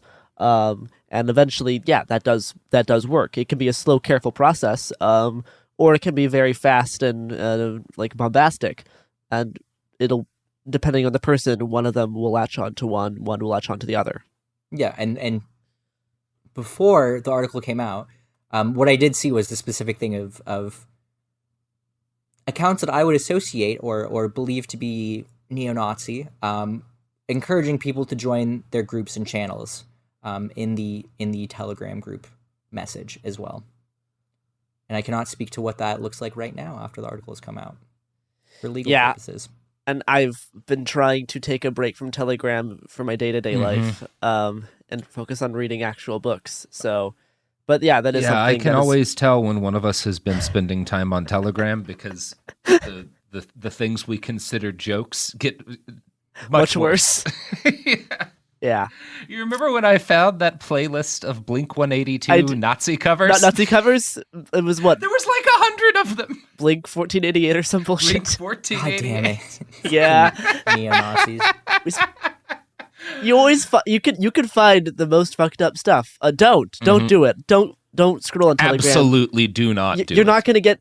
This isn't like coveting the sacred You don't need to knowledge be or on anything. Twitter, let It's just alone not even fucking fun. Telegram. Yeah, like it's not even. It's not worth it. Like there's no sacred knowledge that we're hiding. It's just it just kind of sucks. It just Makes sucks. you feel bad. Yeah, it just makes you feel worse about life and yourself and the people around you. So the scope for your master's project, what's the deal with like tying these things together, I guess? Yeah. So using this social network analysis to argue that Telegram does function as this cultic milieu, which I have my master's, which seems to be the case. Yeah. And the question gets into what is the responsibility of the platform, right? Because I fully believe there should be something at least similar to this. It has been used for purposes that align with my politics, and which I would call good and needed. However, they've also allowed this fucking awful ecosystem to spread. It's interesting to see when Telegram has had to step in, and they have pulled down some ISIS accounts and channels, and they have pulled down. When I was in Al-Hol, which is the camp where all the ISIS prisoners were in Syria, like while Jake and I were in the camp, we could see on Telegram like ISIS supporters in Al-Hol talking about stabbing guards, like in real time. It was not particularly. They've done like a lot. There's less of it than there used to be, but it is still not hard to find ISIS on Telegram. Yeah, and they've taken down a few amount of neo-Nazi channels. It's funny because, oh god, maybe cut this, but they've taken down some of the neo-Nazi channels when they've shared ISIS shit, for example. Yeah, I think we're familiar with that line of thing. That's something we've mentioned before. Okay, cool. There has been pressure from the Play Store and Google as well, or the Play Store from Google and the App Store. And Apple's App Store. From Apple to say, we aren't going to carry the app if you don't do just a tiny bit better, essentially. Which also, it exists as a web client, both as a web client and as a desktop app as well. But that would, limit some of it. So this has become largely discussed in the German Parliament, because there's a new there's a new government in Germany, and there is this history of Germany kind of is the lead for doing things about this digital content, especially within the EU. And as I mentioned, there's already a law called the Network Enforcement Act that requires platforms to take down content in Germany that could be implemented on Telegram as well. There's already a law.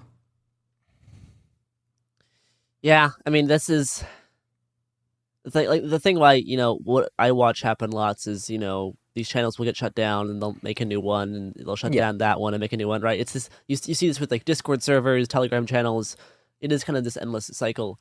And seeking an end to the cycle is always not as easy as what one would hope. Because of the cyclical nature of building these platforms and connections and how the people who run these, intersect. And specifically with Telegram, it's really easy because if a channel gets shut down, you're still part of 12 other channels, and odds are one of those channels is going to forward you the link to the new channel that was lost. And this is a thing you see where they send lists of channels. Within extremist groups and channels, they will send out lists of here's other groups and channels to check out as well. Yeah, but I mean, so that's something that's hard for regular people to actually do, but something I think that people who do not own these platforms nor lawmakers can't think about is particularly the cultic milieu that does go past regular left-right divisions in terms of politics, and how symbology and stuff that was initially perhaps more anarchist or left-wing is being used by people on the right, and some people are really confused by that. And there is ways to understand it. Like I'm very frustrated when I look at people online who don't understand why Nazis can use Ted K. And right, it's like it's not really about what Ted K actually wrote. It's more the symbolic meme of Ted K. And trying to get that line of thinking across is not the easiest thing, because sometimes they'll go in the other direction and be like, oh, Ted K is a Nazi, which isn't accurate either. Like that's not also the most accurate thing to say. So it's the cultic milieu framework of being, sometimes these symbols can cross over from one thing to another, and sometimes the action can be the same. Both anarchists and like insurrectionary fascists both want to like attack like industrialization and attack points of industry, right? But maybe their ideologies are slightly different sometimes in specific ways. So it's always a tricky thing to kind of navigate. So I think in terms of, people should think about what symbols they promote, like publicly and stuff, is a good thing, and think about news aggregation and how to maybe not just share something because it's countercultural. Try to figure out what other types of narratives this source is spreading. Follow real journalists. Support the work of real journalists, because there's a bunch of kick-ass people out there who are doing awesome research and work. So I think that kind of wraps up the scope of what I want to talk about around disclose specifically, because I mean, disclose is a thing, but it's also like it's good as just like an example to like this broader phenomenon, I think. Because like disclose won't be here forever, hopefully. Hopefully in a few years it's something that we can just like look back on and laugh about. But it's it's still a good signifier for a phenomenon that happens, and the phenomenon, even if disclose goes away, the phenomenon's still going to stay. And it's important to point it out when you see whatever the next version of this is. So and I'll also say that the cultic milieu isn't necessarily a bad thing, right? This is where stuff that is rejected by the Orthodox goes, and completely eliminating any kind of cultic milieu just means everything is exactly the fucking same and falls in line with Orthodox belief, which I strongly disagree with as well. Mm-hmm. No, there is a way to be countercultural without being a conspiratorial fascist. I would say but it takes vigilance and responsibility in what you were consuming and sharing. Yes, and I would say like most people who are actually counterculture are like actual punk is that, once you're enforcing traditional hierarchical viewpoints, that ain't punk. That is that's playing into what the status quo was. That isn't revolutionary. That is like the living members of the Sex Pistols would disagree with you, aren't they all? Yeah. Yep. But I think we can all agree that having living members of the Sex Pistols was a mistake. And I prefer Lana Wachowski's version of punk to theirs anyway. So hey, who cares? So thank you for your work, Thomas. I would recommend people read your article, which you can do by Googling Disclose TV now. It will be, for me, it's the second result that pops up. So that's cool. Send it to all your friends and mutuals who are sharing Disclose TV. You can find it on logically.ai is the website, and the full title of the article is Disclose TV, Conspiracy Forum turned Disinformation Factory. Thank you for that. Do you want to direct people to your Twitter account, or do you want to be a ghost that fades away in their memory? Just don't be fucking weird. You can find me on Twitter at W_F. Be fucking weird. Do it. _Thomas. God fucking damn it. Jesus Christ. Be weird. Be weird. All right. I guess I'm keeping my account locked for a few more weeks. Yeah, I also want to shout out some of the local mutual aid, or one of the local mutual aid groups in the town where I live, or in the area where I live, is the Atlanta Justice Alliance. Their Cash App is cash symbol ATL Mutual Fund, and their Venmo is ATL Mutual Fund. They're helping out. They've done weekly provided food and resources for unhoused people living in downtown Atlanta, and are a great group. And then also, people want to give more money to things. Shout out Atlanta Solidarity Fund, who have helped many of my friends get out of jail after they were arrested at protests. Dope. And also, you can hire me. Yes, if you researchers, yes, you can hire Thomas if you want. I mean, I've known Thomas for a bit. They do really good work. Yeah, they're very in my experience, they're a very careful researcher. They will not say things without thinking about them a lot first, which is always great in a researcher. So, or at least not publicly. Send them money and off-putting comments, an even mix of money and really off-putting Twitter comments. Oh, and one more shout out to my friends at Terrorism Bad Pod, which you should listen to, and is on Twitter at Terrorism Bad Pod. Well, that does it for us today. If you, for some reason, are on social media and you want to follow us, you can follow us at Cool Zone Media, or absolutely don't do that. Or Happen Here Pod. You can follow Robert Evans at I Write OK. Send him weird messages. Definitely do not do that. And you can send me weird messages at Hungry Bowtie. All right. Send Garrison pictures of salads that you make. And keep doing that for like 5 or 6 years, to the point that it actually becomes funny, because it's going to take a while. I'm just happy that people have stopped sending me eel porn. So that's honestly, that's a win. That's a win. That one's on you, though. All right, distinctly. Goodbye, everybody.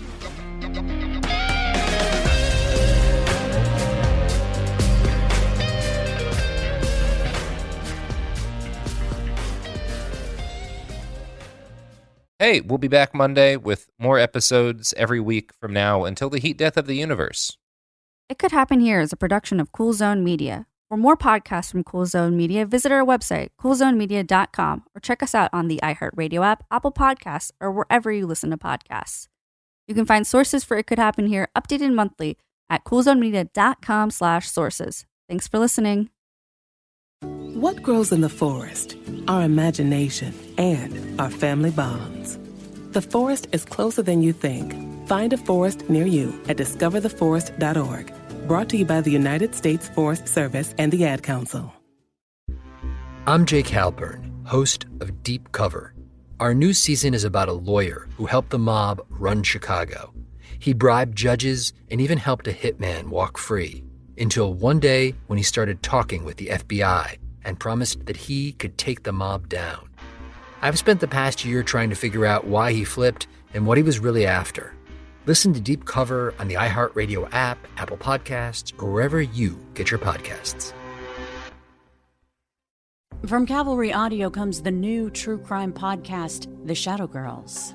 I grew up near the banks of the Green River and in the shadow of the killer that bears its name. Prosecutors described him as a serial killer savant. But this podcast isn't only about tracking down the killer.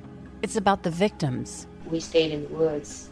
He always liked to go to the woods. Listen to The Shadow Girls on the iHeartRadio app, on Apple Podcasts, or wherever you get your podcasts.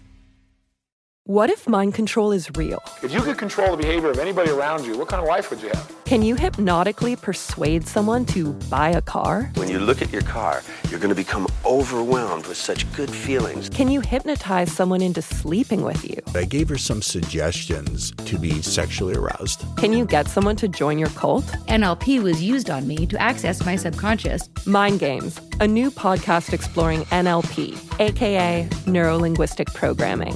Is it a self-help miracle, a shady hypnosis scam, or both? Listen to Mind Games on the iHeartRadio app, Apple Podcasts, or wherever you get your podcasts. You can scroll the headlines all day and still feel empty. I'm Ben Higgins, and If You Can Hear Me is where culture meets the soul.